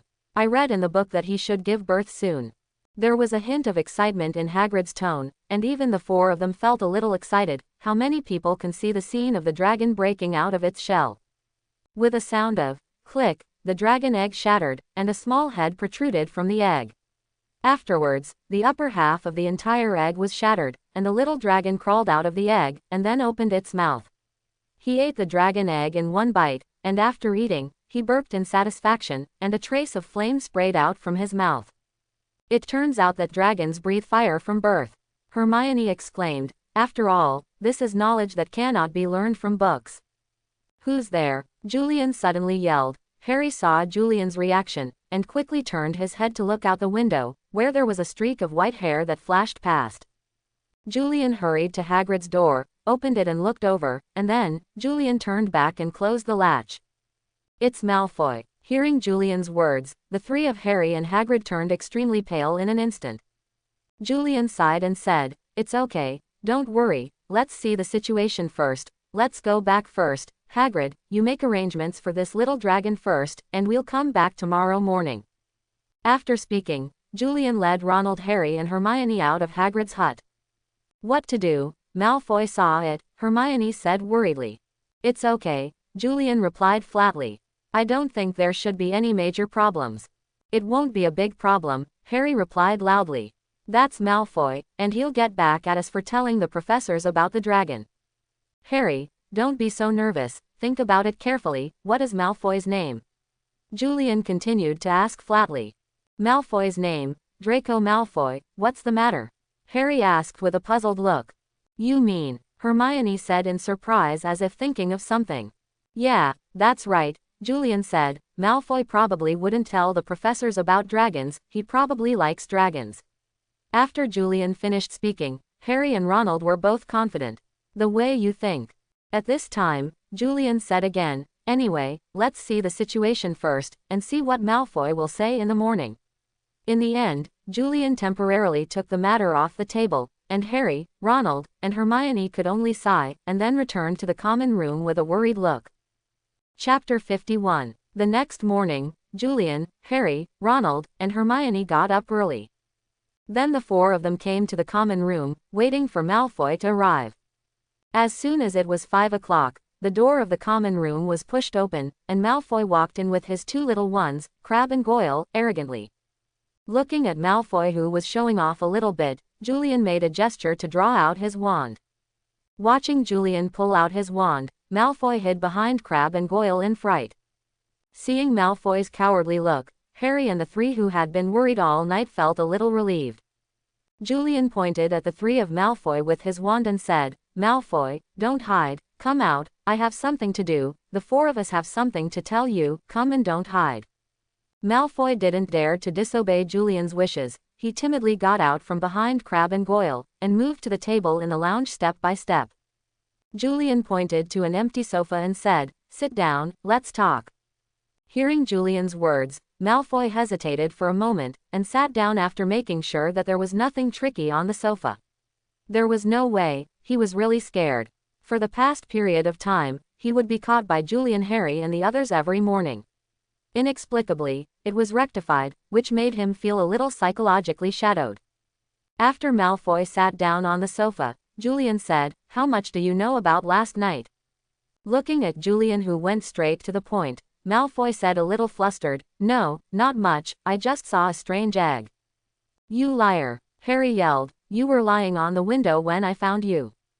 Julian looked at Malfoy, whose face became even paler because of Harry's rebuttal, and smiled gently, and said, it's okay, just tell me, we won't do anything to you, didn't I say, we just talk about it. Malfoy said again, well, I see the dragon. Hearing Malfoy's confession, the three of Harry couldn't help but feel tense. Then, Harry asked hastily, did you tell the professors? Julian, giving Harry a slap in the face, said, if Malfoy told the professors what happened, then it wouldn't be Malfoy who's on trial now, it's us, you idiot. Perhaps seeing Harry being slapped violently by Julian, Malfoy, who was in a slightly relaxed mood, continued, I didn't tell the professors about it, but I have a request. Looking at Malfoy with a perturbed expression, Julian said playfully, please, let's hear it. Malfoy said hastily, I'll keep the secret for you, but I need a reward. Stopping Harry, who was about to say something, Julian said, what reward do you want? I hope I can visit that dragon regularly. Looking at Malfoy, who nervously made his request, Julian smiled, and then said to the three of Harry, look, I'll just say it, Draco Malfoy, since Draco is named after him, then Malfoy must have a deep love for dragons. Turning his head and looking at Julian, he said, okay, yes, I can make a decision on this matter. You can go and visit the dragon, you can even touch it or feed it, but the requirement is not to tell the professors, otherwise, Malfoy, you should know my methods. Julian threatened. I know, of course I know. Hastily agreed to Julian's words, Malfoy nodded impatiently, and his face didn't look like he was being threatened, but joyful. Well, if that's the case, these two people under your command can't know about it. Julian said again. But, they've heard it, so what should we do? Malfoy asked. Have you heard? Julian raised his eyebrows and looked at Crabbe and Goyle and said, that's easy, just keep them from saying anything. After all, Julian made a horrible expression. Hearing what Julian said, Malfoy's already very pale face became paler again and said in a trembling voice, "You won't silence them both." As soon as Malfoy's words fell, Crabbe and Goyle shuddered and sat on the ground directly, and then begged for mercy. "No. Don't kill us, we must not say anything." Looking at the black line on Julian's face, who were kneeling on the ground and begging for mercy, he asked, "Am I such a terrible person in your mind? I can kill people at will." Malfoy nodded, then shook his head hastily. Crabbe and Goyle did the same. Seeing the reaction of the three, Julian turned to Harry, Hermione and Ronald helplessly, and found that the three of them had the same reaction as the three of Malfoy. He nodded slightly, then shook his head hastily. Seeing the reactions of the 6 people, Julian smiled helplessly, and then said, "Don't worry, it's not killing them too, it's just modifying their memories, don't worry so much." After all, Julian took out his wand, pointed at 2 people, Crabbe and Goyle, and said 2 times of "forgotten" twice, and with a swipe, the 2 spells hit Crabbe quickly. Boo and Gore, and then the 2 of them fell to the ground as if they had been hit. Then Julian went on to say 2 words of faintly, and Crabbe and Goyle passed out. Let Harry and Malfoy move Crabbe and Goyle to the couch with great effort. Then Julian turned to Malfoy and said, "Let's suspend Julian's morning potions class this morning. Let's go to Hagrid's hut and take a look at that little guy." Malfoy, who was still terrified, immediately turned from terrified to joy after hearing this sentence. Then he said happily, "Then let's go quickly." After all, Malfoy left the Gryffindor lounge first. Looking at Malfoy's cheerful back, Julian stroked the non-existent beard on his chin and said, "This kid seems to be really interested in dragons." Harry nodded and said, "It seems that there is no shortage of people like Hagrid in this world." "Of course Quidditch and dragons are men's romance," Ronald added. "Romantic, then your boy's romanticism is really strange." Hermione groaned after hearing Ronald's words. Hearing what the 3 said, Julian's mouth twitched, and then he put on a serious look and said, "Okay, don't talk about it, let's go together, or I'm afraid that Hagrid will punch Malfoy knocked to the ground, knowing that Hagrid doesn't like the Malfoys." After speaking, the corner of Julian's mouth grinned, and then he laughed. The 3 of Harry couldn't help laughing after hearing Julian's words. Afterwards, the 4 of them chased after Malfoy, who had already gone out. When they came to Hagrid's hut, everyone knocked on the door of Hagrid's hut, and the door was opened after a while. Hagrid looked at the 5 people in front of him, especially Malfoy, then looked at Julian and Harry with questioning eyes, and saw that they nodded, indicating that Malfoy could go in. Seeing the response from the 2, Hagrid opened the door, allowing the 5 little wizards to enter the house. Seeing the dragon in the bird's nest on the table, Malfoy rushed up regardless of the presence of Julian and Hagrid, and then, as if looking at a work of art, kept admiring and praising, "Wow, look at its wings, its scales, his eyes, his teeth, he is literally God's, a work of art." Looking at Malfoy, who was as crazy as Hagrid, Julian curled his lips and said, "Although I don't know if there is a God in this world, I can be sure that God will not create this kind of work of art." Wait until Malfoy recovers from that frenzy, forced, beaten by Julian. In Hagrid's hut, Malfoy, holding his head with his right hand, made another promise in front of Hagrid, promising that he would not tell the professors about this matter, and hoped that Hagrid would agree to come every once in a while. "Take a look at this little dragon." Seeing Malfoy, who loved the little dragon as much as himself, Hagrid had a sense of relief in his eyes, after Hagrid agreed to Malfoy's request. Malfoy looked at Hagrid with less contempt and more sincerity and approval. And this matter, for the time being, Malfoy and everyone reached a consensus and ended hastily. As for the future, who knows? In the days that followed, Little Dragon Noble grew up vigorously under the care of several people. During this period, it was not Hagrid but Malfoy who took care of Norbert most diligently. Malfoy ran to Hagrid's hut twice a day, enough to see how much Malfoy liked the dragon. By the way, Noble is Hagrid's name for the little dragon. I don't know if it's because of Malfoy's frequent visits, Xiaolong seems to be very close to Malfoy, and Malfoy can even touch Noble at will. Seeing that the little dragon was very close to Malfoy, Ronald, who prided himself on knowing dragons very well, also wanted to touch the little dragon like Malfoy, and he never thought that the little dragon would give Ronald a mouthful when he came up. Fortunately, Leanne had a special potion, otherwise Ronald really didn't know what to do. But it was normal, Malfoy was so kind to Norbert, even in the eyes of Julian and the others, they felt that the domineering Malfoy before was a fake. Because, whenever the foursome visited Hagrid, they could see Malfoy, and even Harry and others were surprised by Malfoy's inadvertent display of affection for Norbert. Looking at the two little dragons in front of him, Julian sighed, "Oh, the aristocracy killed people. Look, what a child, he was raised to look like a bear. The aristocrats killed people." Hearing what Julian said, all three of Harry nodded in agreement. As if hearing Julian's words, Malfoy's body froze, and then returned to normal. As Julian and Ronald said, the growth rate of dragons in the early stage was indeed very fast, and now Noble is almost as big as a tooth. However, none of the people mentioned that they wanted to send Norbert away, because seeing Hagrid and Malfoy in front of them, even Julian was embarrassed to ask Norbert to send him away. "What to do? Charlie has written me back. He wants me to send Noble to the highest tower at midnight this Saturday, and his friends will come to pick him up," Ronald said anxiously. "Isn't that great? What are you doing with that anxious look on your face?" Julian asked strangely. "It's very good, but that's not the point, Julian. The point is Hagrid and Malfoy, they must be reluctant to send Norbert away. How can we talk to them?"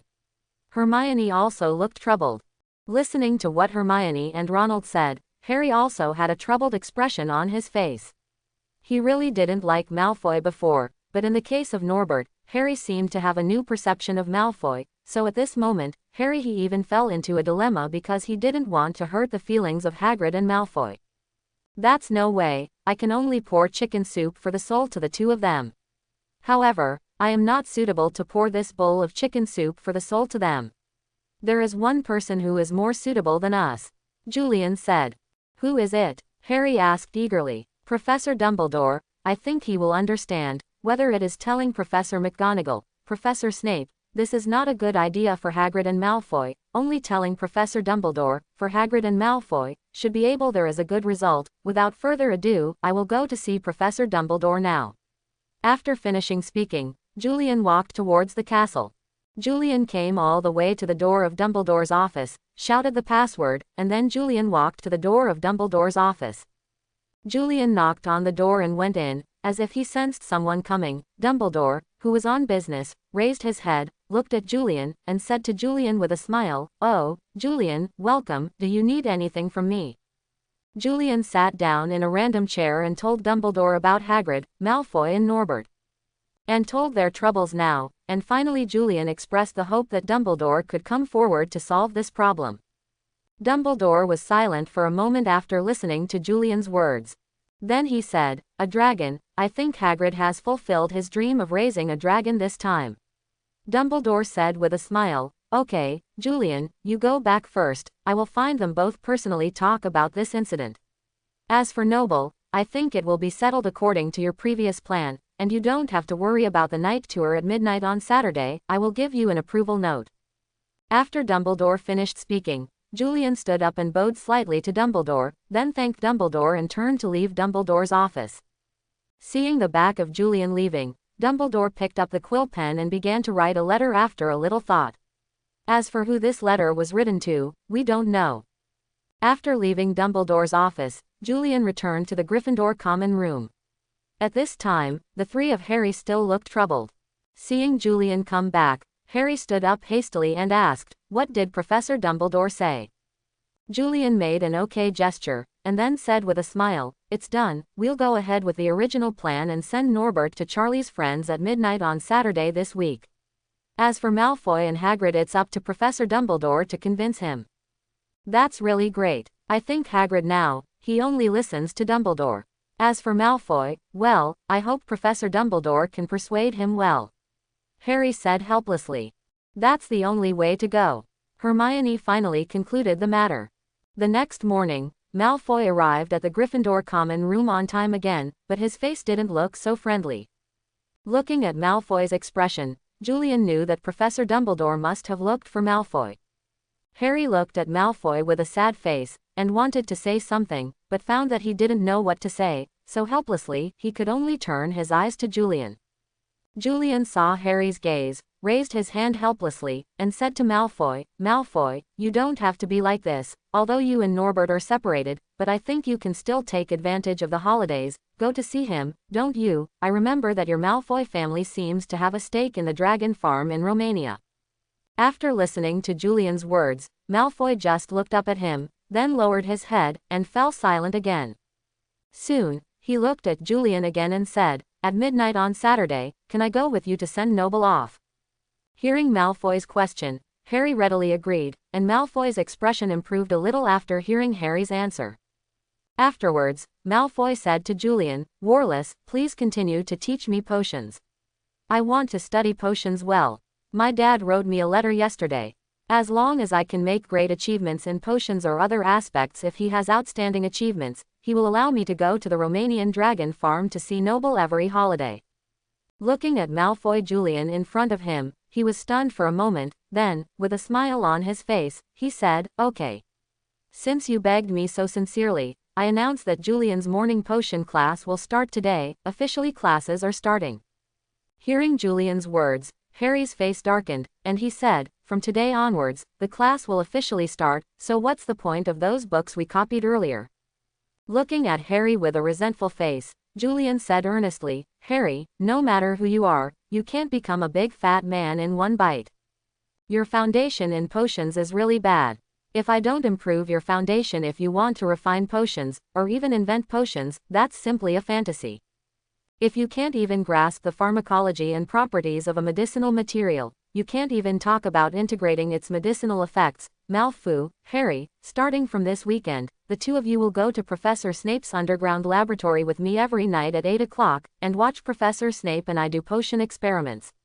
The professor's experimental process was accurately recorded. Malfoy observes my experiment. Harry, you go and observe Professor Snape's experiment. I have already handed over the basics to you two. Starting from this morning, there are still 5 mornings left. I will teach you a simple understanding of the potion experiment, the meaning of the potion experiment, and the potion experiment. The formula and principle of the experiment. I hope you both are doing well. Harry, if even Malfoy can make up his mind to learn potions and you can't, then you're going to be such a disappointment." After hearing Julian's words, Harry was silent for a while, and then said, "I'm definitely no worse than Malfoy." Then he turned his gaze to Malfoy. Seeing Harry's provocative gaze, Malfoy snorted and said, "Then Potter, come and let me see how capable you really are." Looking at the two people who were full of gunpowder in front of you, Julian smiled, and then clapped his hands to attract the attention of the two of them. "Just talk and don't practice fake moves. Now, let me see you two." So Julian's small potion class in the morning officially started, and the trio of alchemists who would shock the entire wizarding and potion world in the future formed a prototype from today. But that's all for later. Time, 8 o'clock on Saturday night. Location, Snape's underground potions laboratory. "Good evening, Professor Snape," Julian said with a smile on his face as he looked at Snape, who opened the door to the underground laboratory. Looking at Snape, who glanced at Harry and Malfoy behind him, Julian scratched his face in embarrassment, and then said, "Professor, in order to better enable the two of them to learn potions, I hope you can agree that I will the two of them brought here for the practice of potion experiments, let the two of them be responsible for observing and recording my and your potion experiment process. I believe this is a very good training for the two of them." Looking at the awkward Julian in front of him and Malfoy and Harry, who bowed their heads silently, Snape was silent for a while, and then said, "Come in." Snape turned and walked into the laboratory. Seeing that Snape didn't get angry, Julian quickly pushed the door of the laboratory open, and walked in with Harry and Malfoy. Coming to his own experiment table, Julian said to Harry, "Do as I said, go to Professor Snape's crucible, watch Professor Snape do experiments, and record the process I have already taught you. Go, Harry." Looking at Julian, who was waving in front of him, Harry obviously wanted to say something, but seeing Malfoy, who had already pulled out his notebook to record Julian's experiment process, Harry swallowed the words again abruptly. Helpless, he could only resign himself to his fate and took out his notebook, walked to Professor Snape's side, and began to record Snape's experiment process. Julian looked at, and Malfoy said, "The experiment I did today is about how to improve a wizard's physical fitness enhancement potion. Write this down, and this experiment, I used dragon blood, dragon tendon, yes, the wolf-eye herb, the tentacles of the sea monster, and the leaves of grass, the root of the ghost foot-vine, and a bottle of tears shed by the ancient forest elves, as well as the tears of the mermaid. Now Malfoy, please tell me these I choose what are the effects of each medicinal material. After recording the medicinal materials and the purpose of the experiment that Julian said, Malfoy looked at the experimental medicinal materials he recorded, pondered for a while and said, dragon blood and dragon tendon can enhance the muscles and blood flow of the human body, and the wolf's eye herb it can enhance human vision and night vision, as well as dynamic vision. The tentacles of the sea monster can enhance the flexibility of the human body. The leaves of Ephira can neutralize the powerful medicinal properties of the above three medicinal materials and the side effects on the human body, and the root of the ghost hornvine can increase the body's resistance to magical medicine, and the adaptability of medicinal materials, as well as the tears shed by the ancient elves, can remove the negative effects of the human body, and the tears of the mermaid can greatly enhance the adaptability of the human body to various environments. Malfoy explained all the efficacy of these herbs very clearly. Julian watched with satisfaction Malfoy, who was writing and drawing in a notebook with a quill in front of him. Then he said, "It's not bad. It seems that I made you copy the book for nothing. Okay, now please tell me first. If I want to enhance the strength and durability of the human body, tell me which two should be emphasized. For the potency of the potion, what kind of potion should be used to assist? Dragon blood and dragon tendon potion to enhance the strength and durability of the human body, and stabilizers to enhance the stability of the potion." Very well, Malfoy, so let's start the experiment now. First, what do we need to do? Julian asked. We need to clean up and prepare the medicinal materials, Malfoy replied. Then, I will leave these medicinal materials to you to prepare, Malfoy. Okay, Malfoy responded, picked up the silver knife on the experiment table, and began to arrange and prepare the medicinal materials on the experiment table one by one. Looking at the prepared medicinal materials, Julian said, "Now, I'll do it for you and watch your records." After all, Julian lit the crucible, then put some water into the crucible, and then put the dragon's blood and dragon tendon into the water first. An hour passed quickly, and Julian took out the stirring rod in his hand and put it on the experiment table, then extinguished the flame of the crucible, and said to Malfoy, "Record." Heeding Julian's words, Malfoy turned the notebook to a new page and wrote, beginning, "This experiment lasted for an hour, and the potion finally showed a light red color. The expected effect is to increase the physical fitness of human wizards and increase the energy and reaction speed of human wizards. And moving speed and dynamic vision, etc. I'm starting to experiment with the effect of the medicine now, Lala." Julian shouted. With a bang, a puff of smoke appeared beside Julian, and then the house elf Lala came out of the smoke, bowed and said to Julian, "Mr. Lala is at your service. Lara, drink this bottle of medicine by herself, and then tell me how you feel." "Yes, sir." The house elf obediently poured the potion into his mouth. Then she began to wait silently for the effect of the medicine to begin to take effect. After a while, Lala said, "Sir, Lala feels that her dynamic vision has improved." "To what extent?" Julian asked. "Lala feels that she can easily catch the snitch now." "What else?" Julian asked again. "Lala feels that her strength has increased." "To what extent?" Julian said calmly. "Lala should now be able to lift a full-grown cow by relying on her physical strength." In the following half an hour, Julian asked Lara for an answer, and Malfoy recorded all the details and effects of this experiment. Then another half an hour later, the effect of the magic potion started and disappeared. Then, Julian stood beside Malfoy and said, "Let's see what you feel is insufficient. What do you think should be removed? What should be added? How can the potion's effectiveness be maximized, and how can we make the potion more effective? The potion has become more stable. Let me tell you what you think." Malfoy, looking at Julian Malfoy who was looking at him, calmed down, and then began to write and draw in his notebook. A quarter of an hour later, Malfoy raised his head, looked at Julian and said, "I think we can reduce the composition of dragon tendons by half, the composition of dragon blood by 3/4, and increase the tears of the ancient elves to 2 drops. The effect achieved should be the best," Malfoy said confidently. "Okay, since you think so, then tomorrow night's experiment will be done by you, and I will be your assistant." Hearing Julian's words, Malfoy hesitated and said, "Can I?" Julian smiled and replied, believe in yourself, Malfoy. In fact, your talent in potions is quite good. I think you should be the third in the whole year besides Hermione. Of course, you are definitely not as good as me. Hearing Julian's teasing, Malfoy nodded excitedly, and said, okay. By the time Julian and Malfoy had cleared the table, Harry and Snape had also finished the experiment.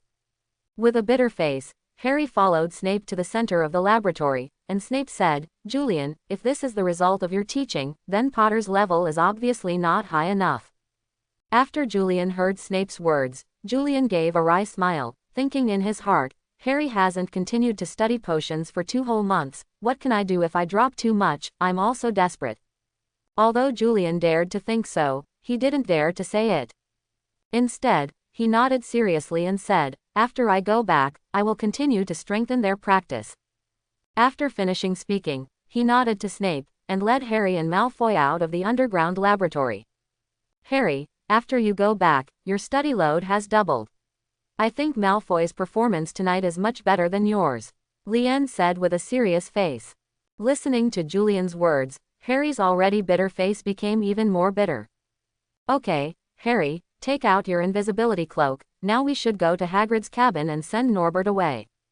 After all, Julian said, animagus, lightly, and then turned into a black crow. Looking at Julian, who turned into a black crow in front of him, Harry exclaimed, Julian, what kind of magic is this? It's so powerful, so cool. Looking at the hopeless Harry, Malfoy pointed to the black crow that Julian had turned into and said, this is the transformation of an animagus, a very advanced transformation technique. There are only 7 registered animagus in this century. Name, like Professor McGonagall turning into a tabby, Malfoy explained. Listening to Malfoy's explanation, Julian flew onto Malfoy's shoulder, and then looked at Harry humanly, who was clearly bewildered by Julian's stare. Then, Harry hurriedly took out his invisibility cloak, covering himself and Malfoy under the invisibility cloak, and the two of them set off towards Hagrid's hut like this. Under the cover of night and the invisibility cloak, the 3 of them ran towards Hagrid's hut at high speed. By the time the 3 arrived at Hagrid's hut, Harry and Malfoy were panting from tension and running. Julian, who had changed back into a human form, looked at the 2 people in front of him and said, you can't do this.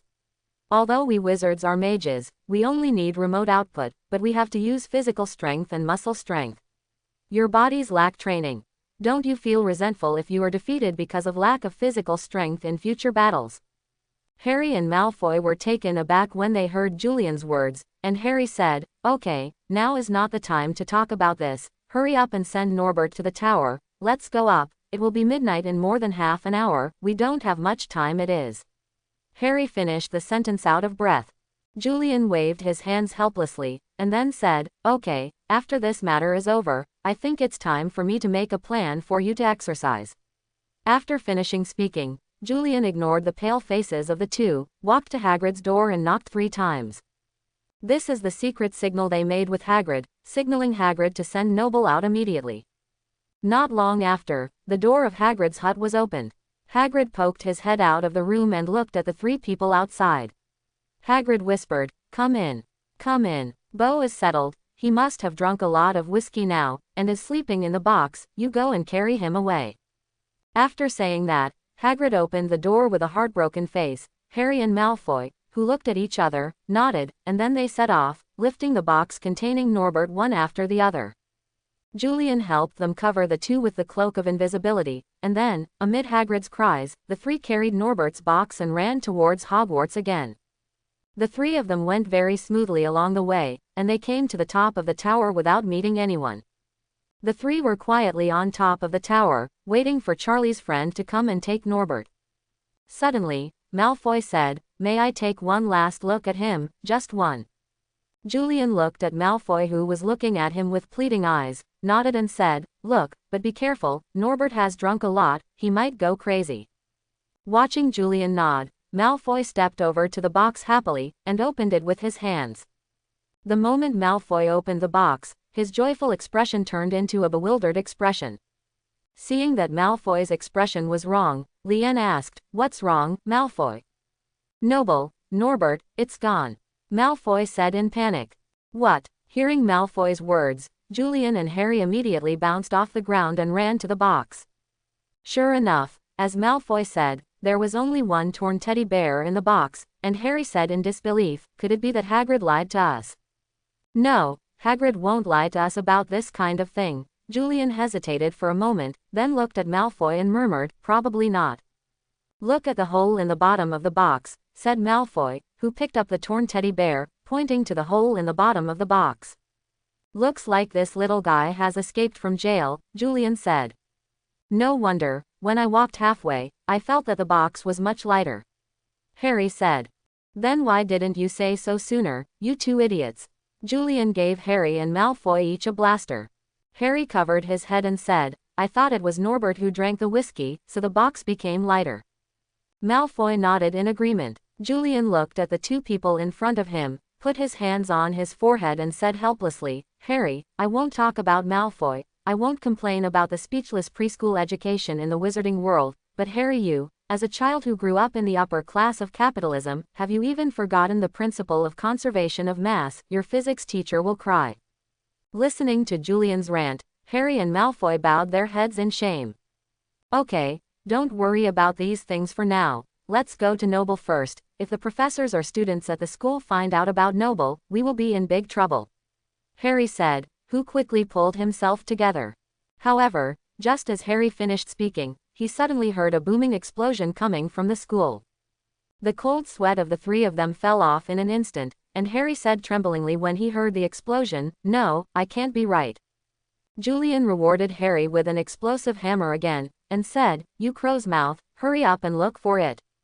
So the three rushed towards the castle again in a hurry, and they followed the sound to a bathroom on the 6th floor of the castle. At this time, the washroom was obviously attacked by Norbert, all the pipes were blown up, and the sewage was scattered everywhere. And Noble was sitting in a washbasin at this time, spitting fire out of his mouth and happily washing his body with water. Seeing such a scene, Julian felt a chill hit his forehead. "Sure enough to drink too much," Harry exclaimed, and Malfoy nodded approvingly. "Sigh, what a fart." Julian once again gave the two cute people a blasting hammer. Then Julian quickly pulled out his wand, and said to Harry and Malfoy, "You two hurry up and send Norbert back, and I'll take care of the rest." After hearing Julian's arrangement, Malfoy stepped forward and hugged Norbert without saying a word, and then hurriedly rushed towards the top of the tower with Harry. Not long after Harry and Malfoy left, Julian was repairing the bathroom when the bathroom door was opened. Professor McGonagall, who was wearing pajamas with an angry face, walked into the bathroom and saw Professor Julian McGonagall, who was repairing the bathroom, and said angrily, "What the hell are you doing, Woolies? Are you going to blow up the girls' bathroom in school?" Julian was stunned when he heard Professor McGonagall's words. They heard the voice coming in just now, and didn't notice whether it was the boys' bathroom or the girls' bathroom. "Okay, I stayed up late at night and came here to cause havoc. Are you infected by the Weasley brothers? Mr. Woolies, you need to explain to me." After speaking, Professor McGonagall pinched Julian's ears, and then pulled Julian's ear and walked out. On the way to Teacher McGonagall's office, Julian was very silent. Facing the furious Professor McGonagall, even Professor Dumbledore didn't dare to fight him, let alone a first-year wizard. After a while, they came to the door of Professor McGonagall's office. However, there are a few surprises here for Julian. "Filch, what's going on?" Looking at Harry, Malfoy, Ronald, Hermione, and Neville, who were captured by Filch, the anger on Professor McGonagall's face became more obvious. "Oh, Professor McGonagall, I caught two sneaky first-years coming down from the tower during my night watch," said Filch, looking at Harry and Malfoy.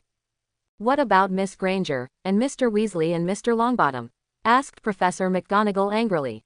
"The two of them met on the way. I brought these two boys back, and they are also Gryffindor's nocturnal students," Filch said with a happy face, obviously caught so many nocturnal students at once. The little wizard made him look very proud. Good, good, you are so kind." Professor McGonagall was too angry to speak. "Each of you deducted 50 points for your college, and then there is still confinement to be closed. Now, you go back to the lounge of your college immediately.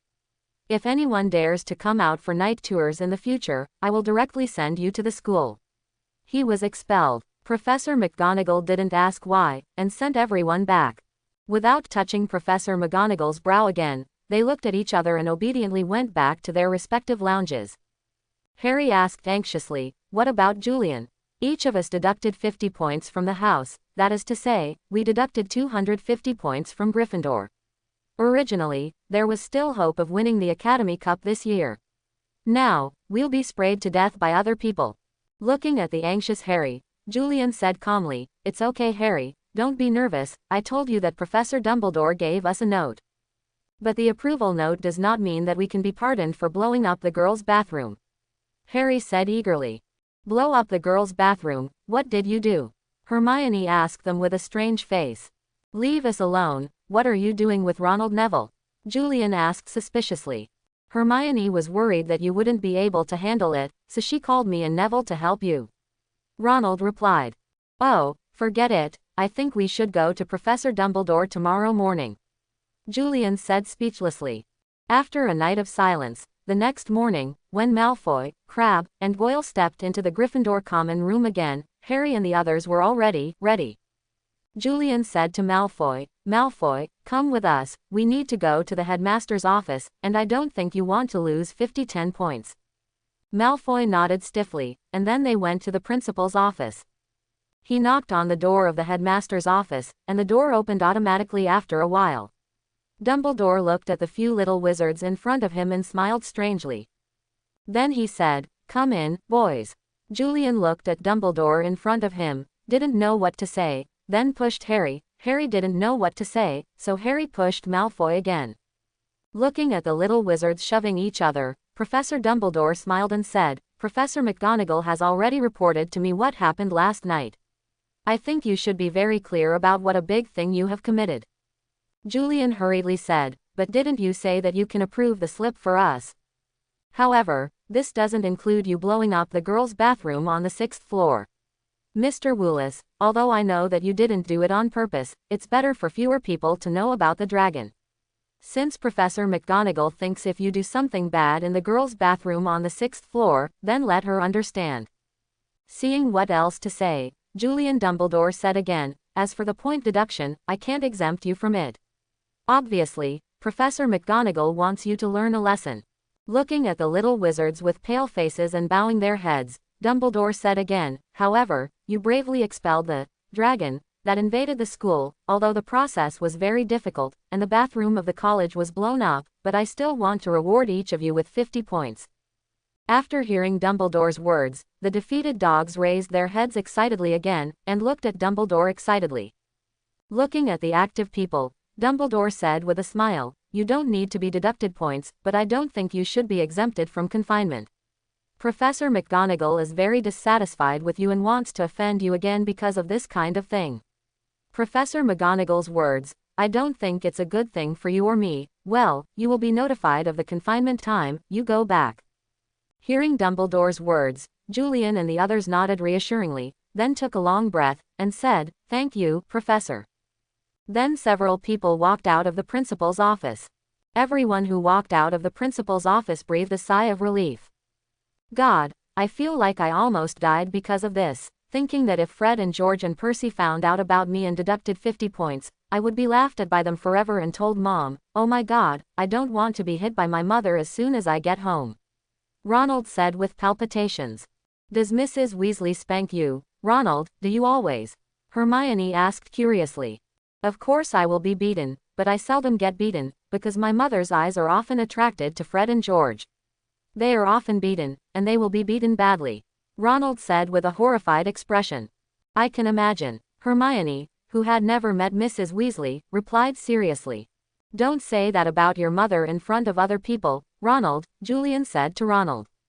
Then Julian turned to Hermione and said, "Although I haven't been in touch with Mrs. Weasley for a long time, as far as I know Mrs. Weasley, she is an amazing person.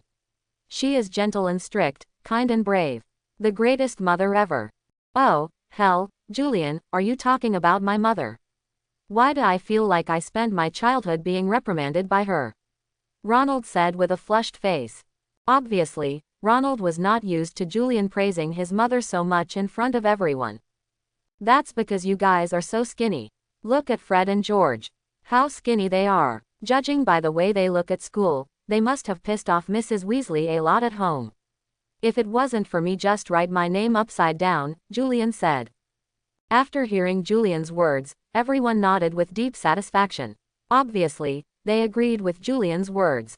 Although it's not good to speak ill of classmates behind their backs, what Julian said is too right, the twin brothers are too skinny.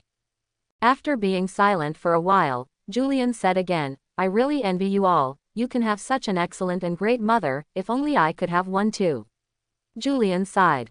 Everyone fell silent after hearing Julian's words, because they all knew that Julian was an orphan, and they didn't even know their parents' names. Don't worry, brother, my mother will be your mother in the future. Anyway, I have so many brothers, and I don't care about having another one. I don't think my mother will care about having another son like you, and excellent and capable. Ronald walked to Julian's side and patted Julian's shoulder with his hands, and said firmly. Yeah, Julian, we're all your family, aren't we? Hermione said with reddish eyes. Yes, you are all my family members. I, Julian Woolis, swear here that no matter what difficulties and obstacles may arise in the future, I will overcome obstacles for my family members. Julian said with a firm face. I, Ronald Weasley, also swear here that I will protect our family to the death. I, Harry Potter, also swear here. I, Hermione Granger. After the four of them said their oaths, they fell into a quiet side. At this time, the golden sunlight in the morning shone on the four of them, which seemed so warm and cozy. Looking at the four people in front of him, Malfoy seemed to want to open his mouth to say something, but he did not say anything. Family, that's great, Malfoy secretly thought of Fan. Everyone continued to walk towards the Gryffindor common room. On the way, Harry asked curiously, you said, if we want to be locked up, how should we lock it? Hearing Harry's question, Ronald blurted out a little proudly, confinement, it's nothing more than that, cleaning the classroom, cleaning the hallway, cleaning the library, etc., like these confinement, Fred and George, we've been through it all at our age. Why, my brother often made mistakes and was punished for confinement, why are you so proud? Julian slapped Ronald on the back of the head and said. Hey, no, Fred and George deserve to be punished, who told them to be so nasty? Ronald said with a smile. While speaking, everyone returned to the Gryffindor Tower.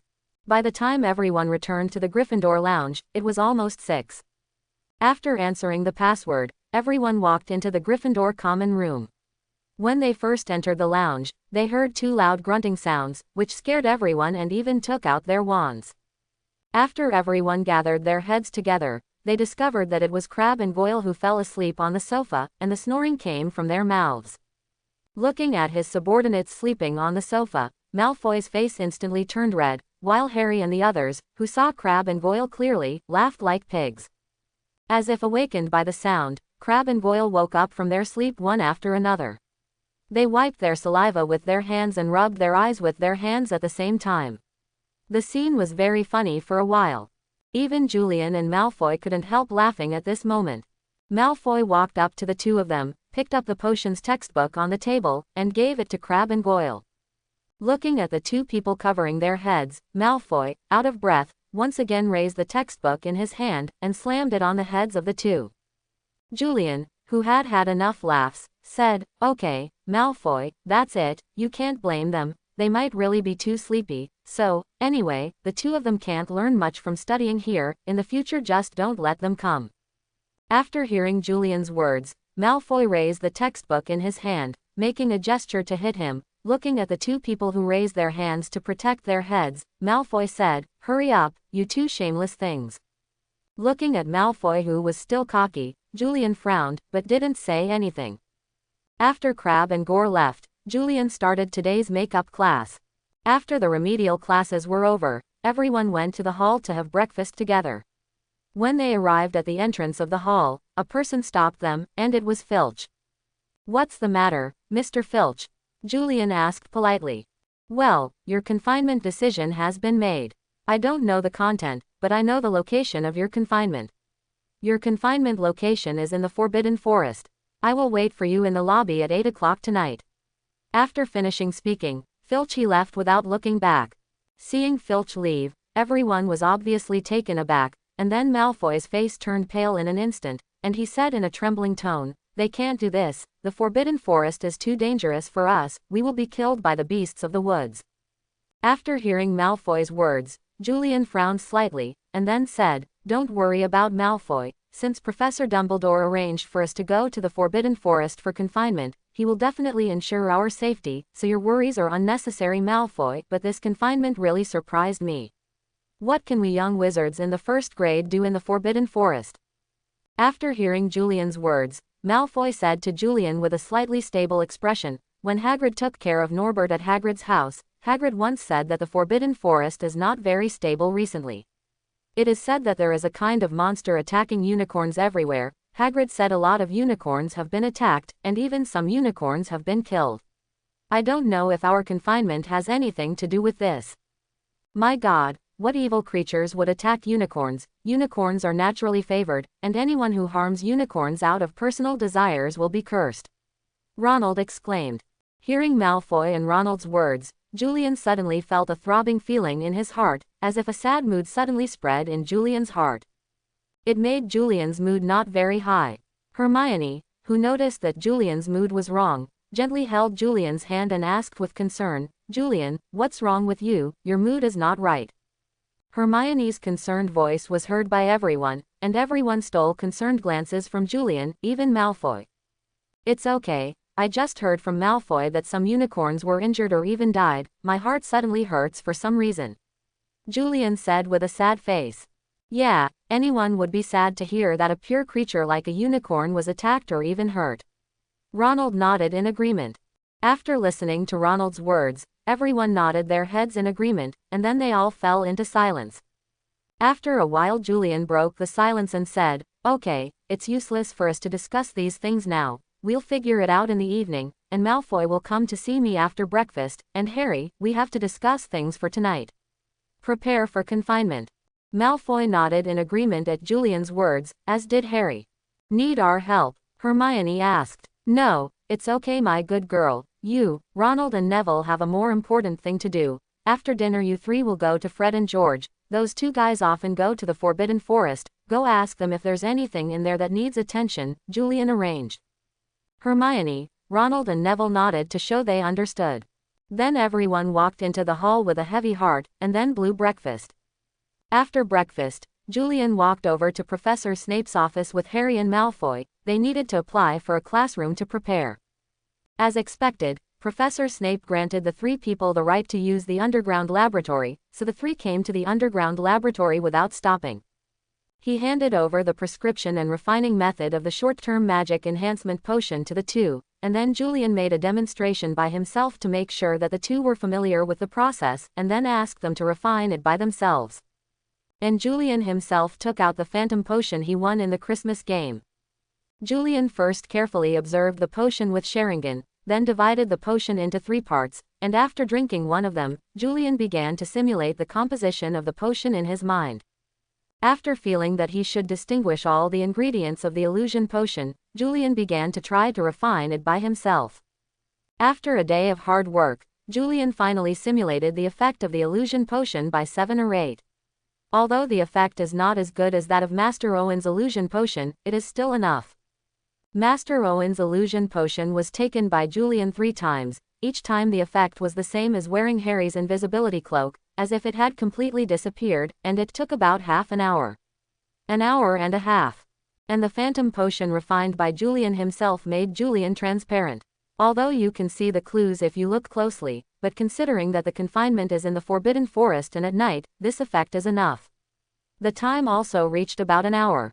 In one day, Julian made a total of 5 bottles, while Harry and Malfoy were refining for the first time, so the success rate was not high.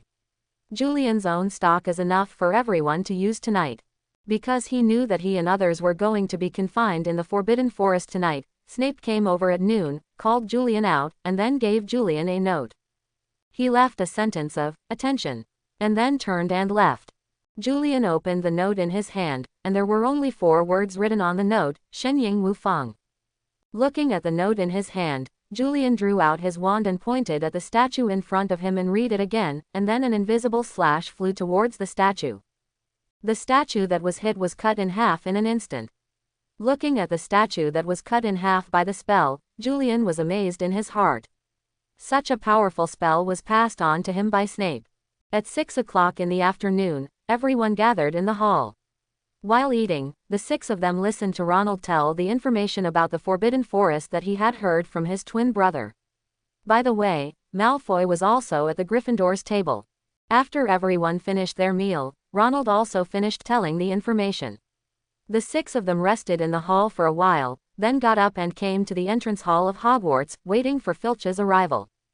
Before Filch came, Julian distributed the prepared 2 medicines to everyone, and then told about the efficacy and time of the medicines. Then everyone fell into the waiting time. Julian, Harry and Malfoy leaned against each other and dozed off for a while. After all, they had been refining the potion for a day, and the 3 of them were mentally fatigued. When it was almost 8 o'clock, Hermione woke up the 3 who were dozing off. The 3 stood up and stretched, feeling a little less tired from refining the potion all day. Not long after the 3 of them had finished their grooming, Filch came.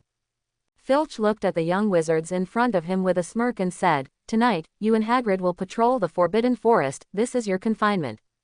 After saying that, Filch led the 6 of them to Hagrid's hut on the edge of the Forbidden Forest.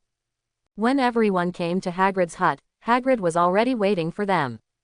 At this moment, Hagrid was wearing a heavy coat, holding a 1-meter-long crossbow in his hand, and carrying a quiver on his back, just like a forest hunter. "Good evening, all of you," said Hagrid in his gruff voice. "Good evening, Hagrid," the little wizards responded one after another. "The content of your confinement tonight is to inspect the Forbidden Forest with me, be careful and follow me closely," Hagrid said seriously. "I'll come here to pick you up tomorrow morning, I hope it's not for your corpses." Filch laughed with a dark smile after speaking.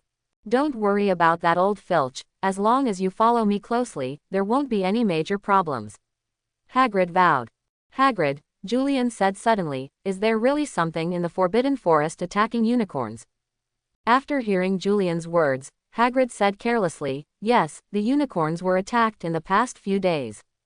The main purpose of our night patrol is to find the injured unicorns, and then catch the attacking unicorns' things."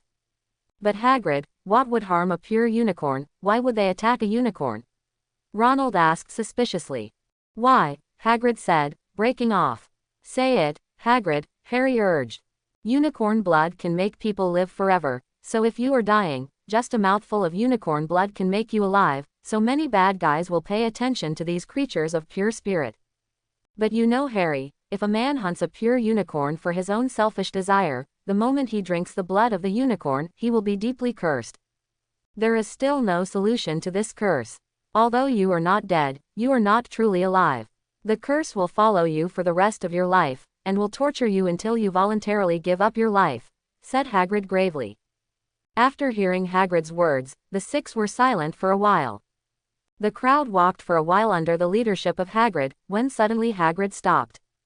Hagrid motioned Julian and the others to stop, and walked forward by themselves, and there was a pool of silver blood in front of everyone.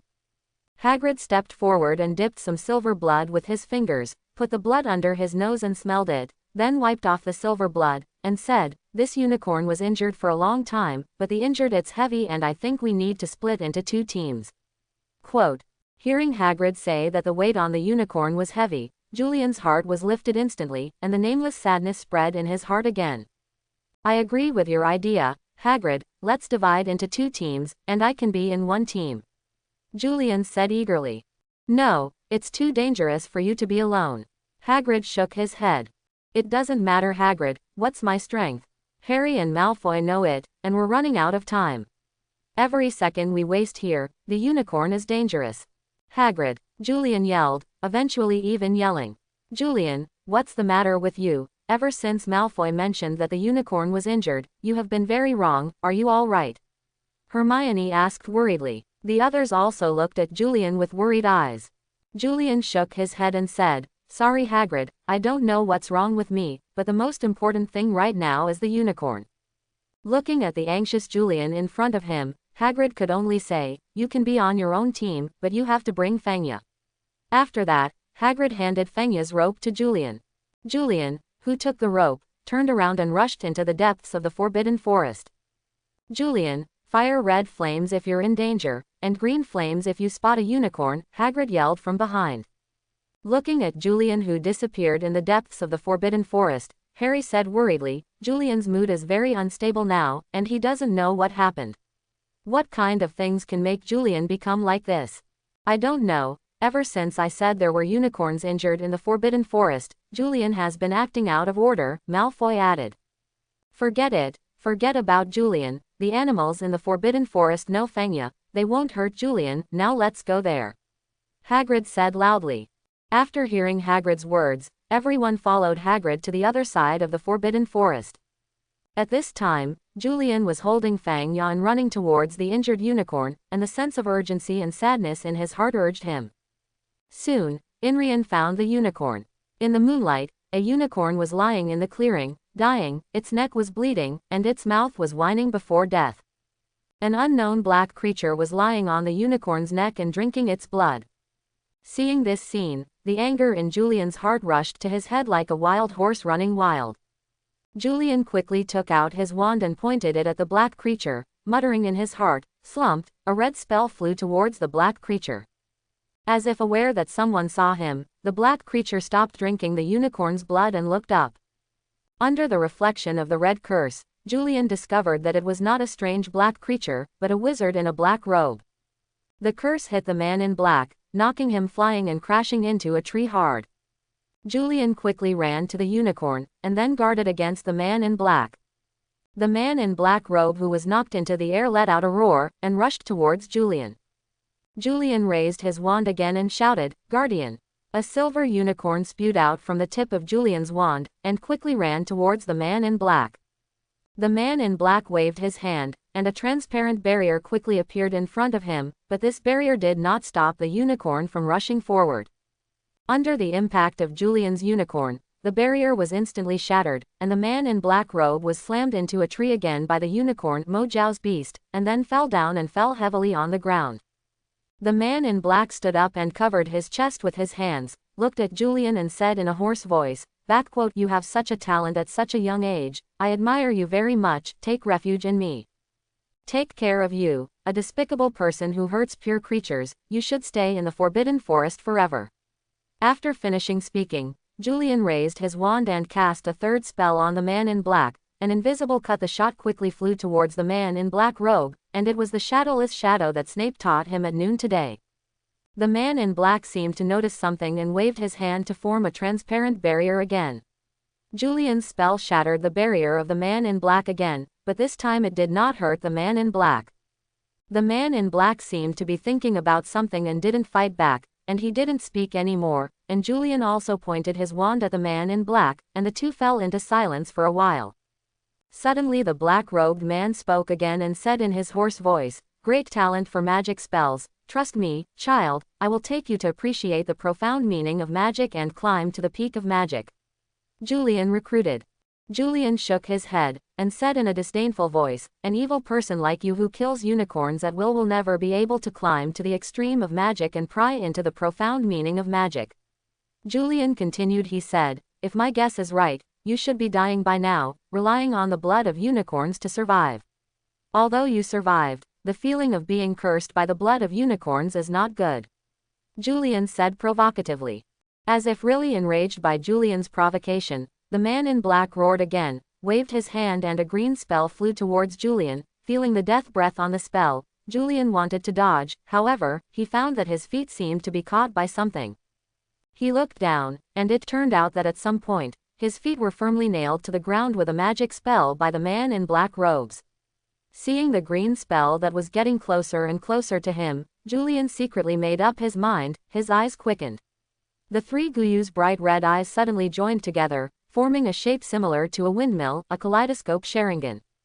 Blood flowed from Julian's eyes, and a pitch-black something similar to an illusory and real skeleton appeared behind Julian out of thin air, tightly protecting Julian in the middle. The moment the black skeleton appeared, the green spell hit Julian, knocking Julian into the air. Looking at Julian, who was hit by his own spell, the man in black laughed loudly, and then continued to say in his hoarse voice, "What's the use of a good talent, if it doesn't grow up, it's just a trash." As soon as the man in black finished speaking, Julian's voice came from the place where he fell to the ground, these words.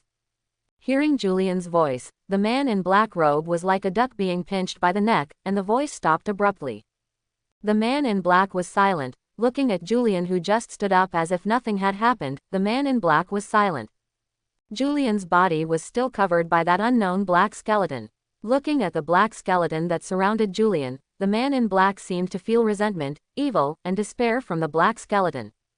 After being stunned for a while, the black-robed man spoke again. Great black magic, I don't know what kind of magic it is, but I can feel the evil and darkness of this magic. Kid, you really have a talent for black magic. Take refuge with me. I have never recruited the same person repeatedly like this. You are the first. Take refuge at the feet of my Dark Lord, that will allow you to achieve eternal life, and let you climb to the pinnacle of magic. Julian smiled contemptuously, and then said, an incompetent person who has to rely on unicorns and blood to survive, how can you make me live forever, and hurt this pure creature like you?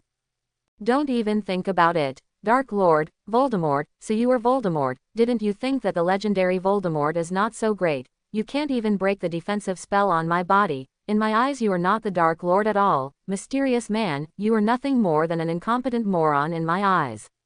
Julian said provocatively to Voldemort. Hearing Julian's provocation, Voldemort did not get angry, but sighed faintly, and said, Boy, Dumbledore will not allow you to exist. That old fellow will not allow you to have such evil, black magic with strong negative emotions. If Dumbledore knows its existence, then you will be expelled by Dumbledore, or even killed. Ha ha ha ha, Julian Willis, we will meet again. Wait until the next time we meet. It will make you understand what the real Dark Lord is, if you have not been killed by Dumbledore. After saying that, Voldemort turned into a puff of black smoke and galloped away into the distance. Looking at the fleeing Voldemort, Julian's frown slowly relaxed, and Susano was eliminated. Julian wiped the blood on his face, and then quickly rushed towards the dying unicorn. Seeing the unicorn on the ground, Yin Lian felt a special pain in his heart as if he had been pulled by something. Julian hurried forward, took out the prepared potion, and prepared to rub it on the unicorn's neck. After Julian wiped all the medicine in his hand on the unicorn's wound, the wound on the unicorn's neck stopped bleeding, but the unicorn was still very weak. From his robe, he quickly took out the potion pill that he refined to supplement the body's nutrition and can quickly produce blood, put it near the unicorn's mouth, and said softly to the unicorn lying on the ground, Eat it, he can quickly restore your lost blood and stabilize your injury. After hearing Julian's words, the unicorn didn't swallow the pill in Julian's hand immediately, but turned its head to Julian with difficulty, and then stared at Julian with its own eyes. Just when Julian was anxiously looking at the unicorn who was about to die but refused to take his pills, a unicorn emitting silver light came towards the same kind lying on the ground, and it was Julian's guardian, God. Julian's unicorn lowered its head, and Tim was lying on the ground.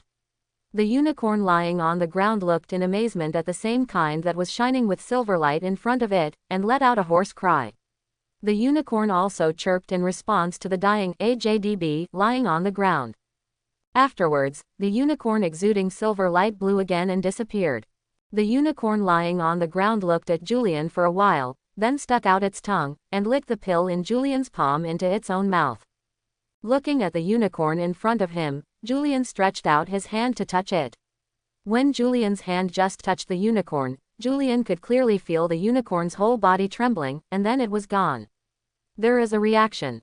The scene fell into silence for a while. Julian continued to stroke the unicorn, and the unicorn lay quietly on the ground. The moonlight shone on the two of them, looking very warm. And, after a while, the unicorn nudged Julian with its head, signaling him to back away, and Julian stood up and stepped aside. Seeing the unicorn struggling to stand up in front of him, Julian wanted to go forward to help him, but was pushed back by the unicorn's horn. After standing up, the unicorn stared at Julian's eyes with its own eyes, and suddenly a clear female voice came from the bottom of Julian's heart. I can tell that you are a pure and kind person, but I don't understand why you use such evil magic. Julian heard the voice in his heart, looked at the unicorn and asked in surprise, Are you talking? The unicorn nodded affirmatively. Julian thought for a while, then continued to look at the unicorn and said, Actually, in my mind, there is no difference between evil and good power. Whether it is so-called black magic or white magic, it is just a kind of magic driven by people. Power does not distinguish between black and white, only the human heart can distinguish between black and white. The judgment boundary between black magic and white magic is the human heart. If the user uses magic only kindly, then it is white magic. If the user uses evil, then it is black magic. So I don't think there is such a thing as black and white magic. After listening to Julian's words, the unicorn seemed to be in deep thought, then nodded his head, and then the crisp female voice came over again, "My name is Julian, how about you?" Julian was taken aback when he heard the voice, then scratched his head in embarrassment and said with a smile, "What a coincidence, my name is Julian too." Julian seemed a little surprised, looked at Julian with wide eyes, and said, "It seems that we are really destined." Julian continued to scratch his head in embarrassment, then nodded and said, "Yeah." After being silent for a while, Julian said, "Well, you helped me drive away that black-robed monster. I think I should thank you. If you come here again at this time 30 days later, I will take you to meet my people." Julian looked at Julian in surprise, then nodded silently, then took out a medicine bottle from his robe, raised the bottle in front of Julian, and pointed at Julian said, "This bottle of potion has the same effect as the pill I gave you just now, but this one has a stronger effect. When your body improves a little, drink it, it can make your body recover quickly." After that, Julian used his magic wand to turn a stone on the ground into an exquisite basket, then put the potion in the basket, and lifted the basket towards Julian. Julian looked at the basket handed by Julian in front of her, nodded, stuck out her tongue affectionately, licked Julian's face, said thank you, then bit Julian's basket, and turned to face the forbidden forest, ran through the depths.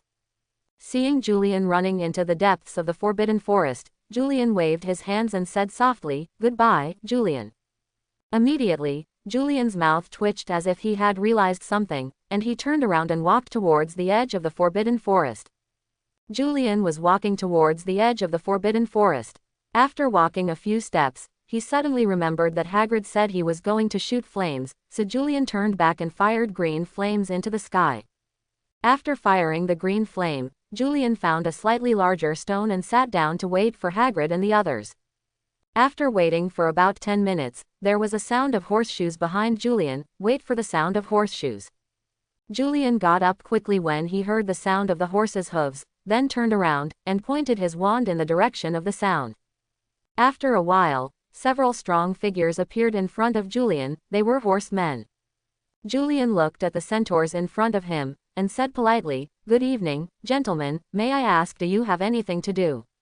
Looking at the little wizard in front of him, the leading centaur took 2 steps forward and said, "Hello, little human pony, we felt that there was something strange here, so we came here to have a look. The forbidden forest is not very safe recently. An evil creature is wandering here, and it has attacked many unicorns, and we centaurs formed a patrol, hoping to catch it." "Oh, it's really a coincidence that you came here. That guy just escaped from here, and he has already attacked a unicorn," Julian said, pointing to the pool of silver blood in front of him. A centaur walked up to the bloodstain and took a look, then turned around and nodded to the centaur leader. Seeing the message from his group, the centaur leader raised his hand, and then all the centaur raised their weapons and pointed at Julian. The centaur chief shouted, "Wicked man, where have you got the unicorn?" Looking at the excited centaurs, Julian pointed the wand in his hand at them and said, "I didn't attack the unicorn. The unicorn was injured when I got here. I cured it. It has gone back now.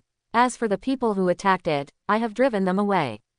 "You are quibbling. Human beings are always cunning. For their own selfish desires, they have the heart to extend their poisonous hands to the kind and pure unicorn. Asilias, stop asking and kill him.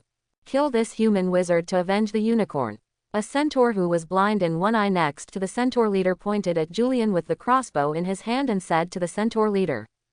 Besides the centaur leader, the other centaurs also shouted along with the one-eyed centaur, saying things like, kill him, and revenge." Looking at the angry horseman in front of him, Yinan frowned, then clenched the wand in his hand and looked at them warily.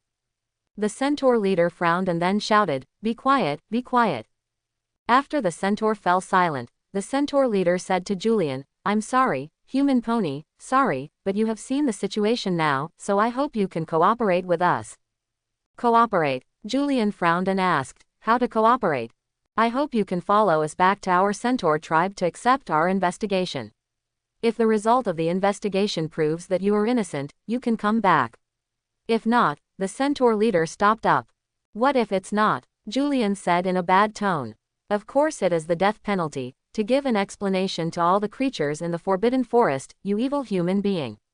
The one-eyed horseman said angrily.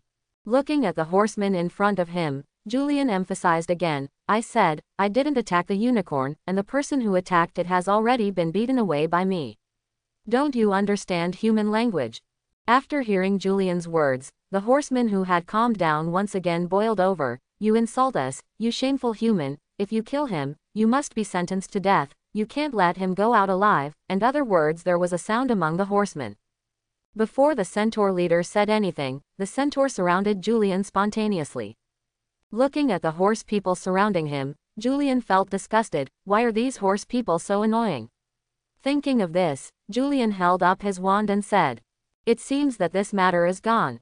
The centaur leader scratched the soil with his hooves anxiously and then said, if you are unwilling to go back to the tribe with us for investigation, I think we will use force to take you away. Forcibly take me away? Who gave you the right to take away a Hogwarts student at will? Julian said angrily. He had never seen such an unreasonable race. At this time even Mal, the feelings that the Fu family brought to Julian were stronger than the group of horse people in front of him. After hearing Julian's words, the one-eyed centaur said, whoever gave us the rights is of course ourselves. The Forbidden Forest is our territory, so Hogwarts is nothing. Shut up, the centaur leader said to the one-eyed centaur, then turned his gaze to Julian and asked, are you really a little wizard from Hogwarts? Julian replied in a bad tone, I'm not, are you? You. After hearing Julian's reply, the one-eyed centaur wanted to say something again, but was stopped by the centaur leader again. The centaur leader thought for a moment and then asked, so what's your name? Looking at the centaur leader in front of him, Julian replied, Julian Woolis. After hearing Julian's words, the centaur leader raised his head and looked at the stars in the sky. Watching the actions of the centaur leader, the other centaurs also looked at the starry sky. After observing the starry sky for a while, the centaur leader seemed to have discovered something, and then suppressed the joy on his face as if he thought of something. Immediately the centaur leader bent down and said to Julian, sorry, respected human wizard, Julian, I apologize to you for my behavior tonight. We misunderstood you. I hope you can forgive our recklessness. Seeing the actions of the centaur leader, the one-eyed centaur did not speak any more. Instead, he bent down like the centaur leader and said, dear human wizard, please forgive my vulgarity. Julian stared blankly at the centaurs in front of him, not understanding what happened, how these centaurs suddenly changed from looking like they wanted to kill him to become so servile.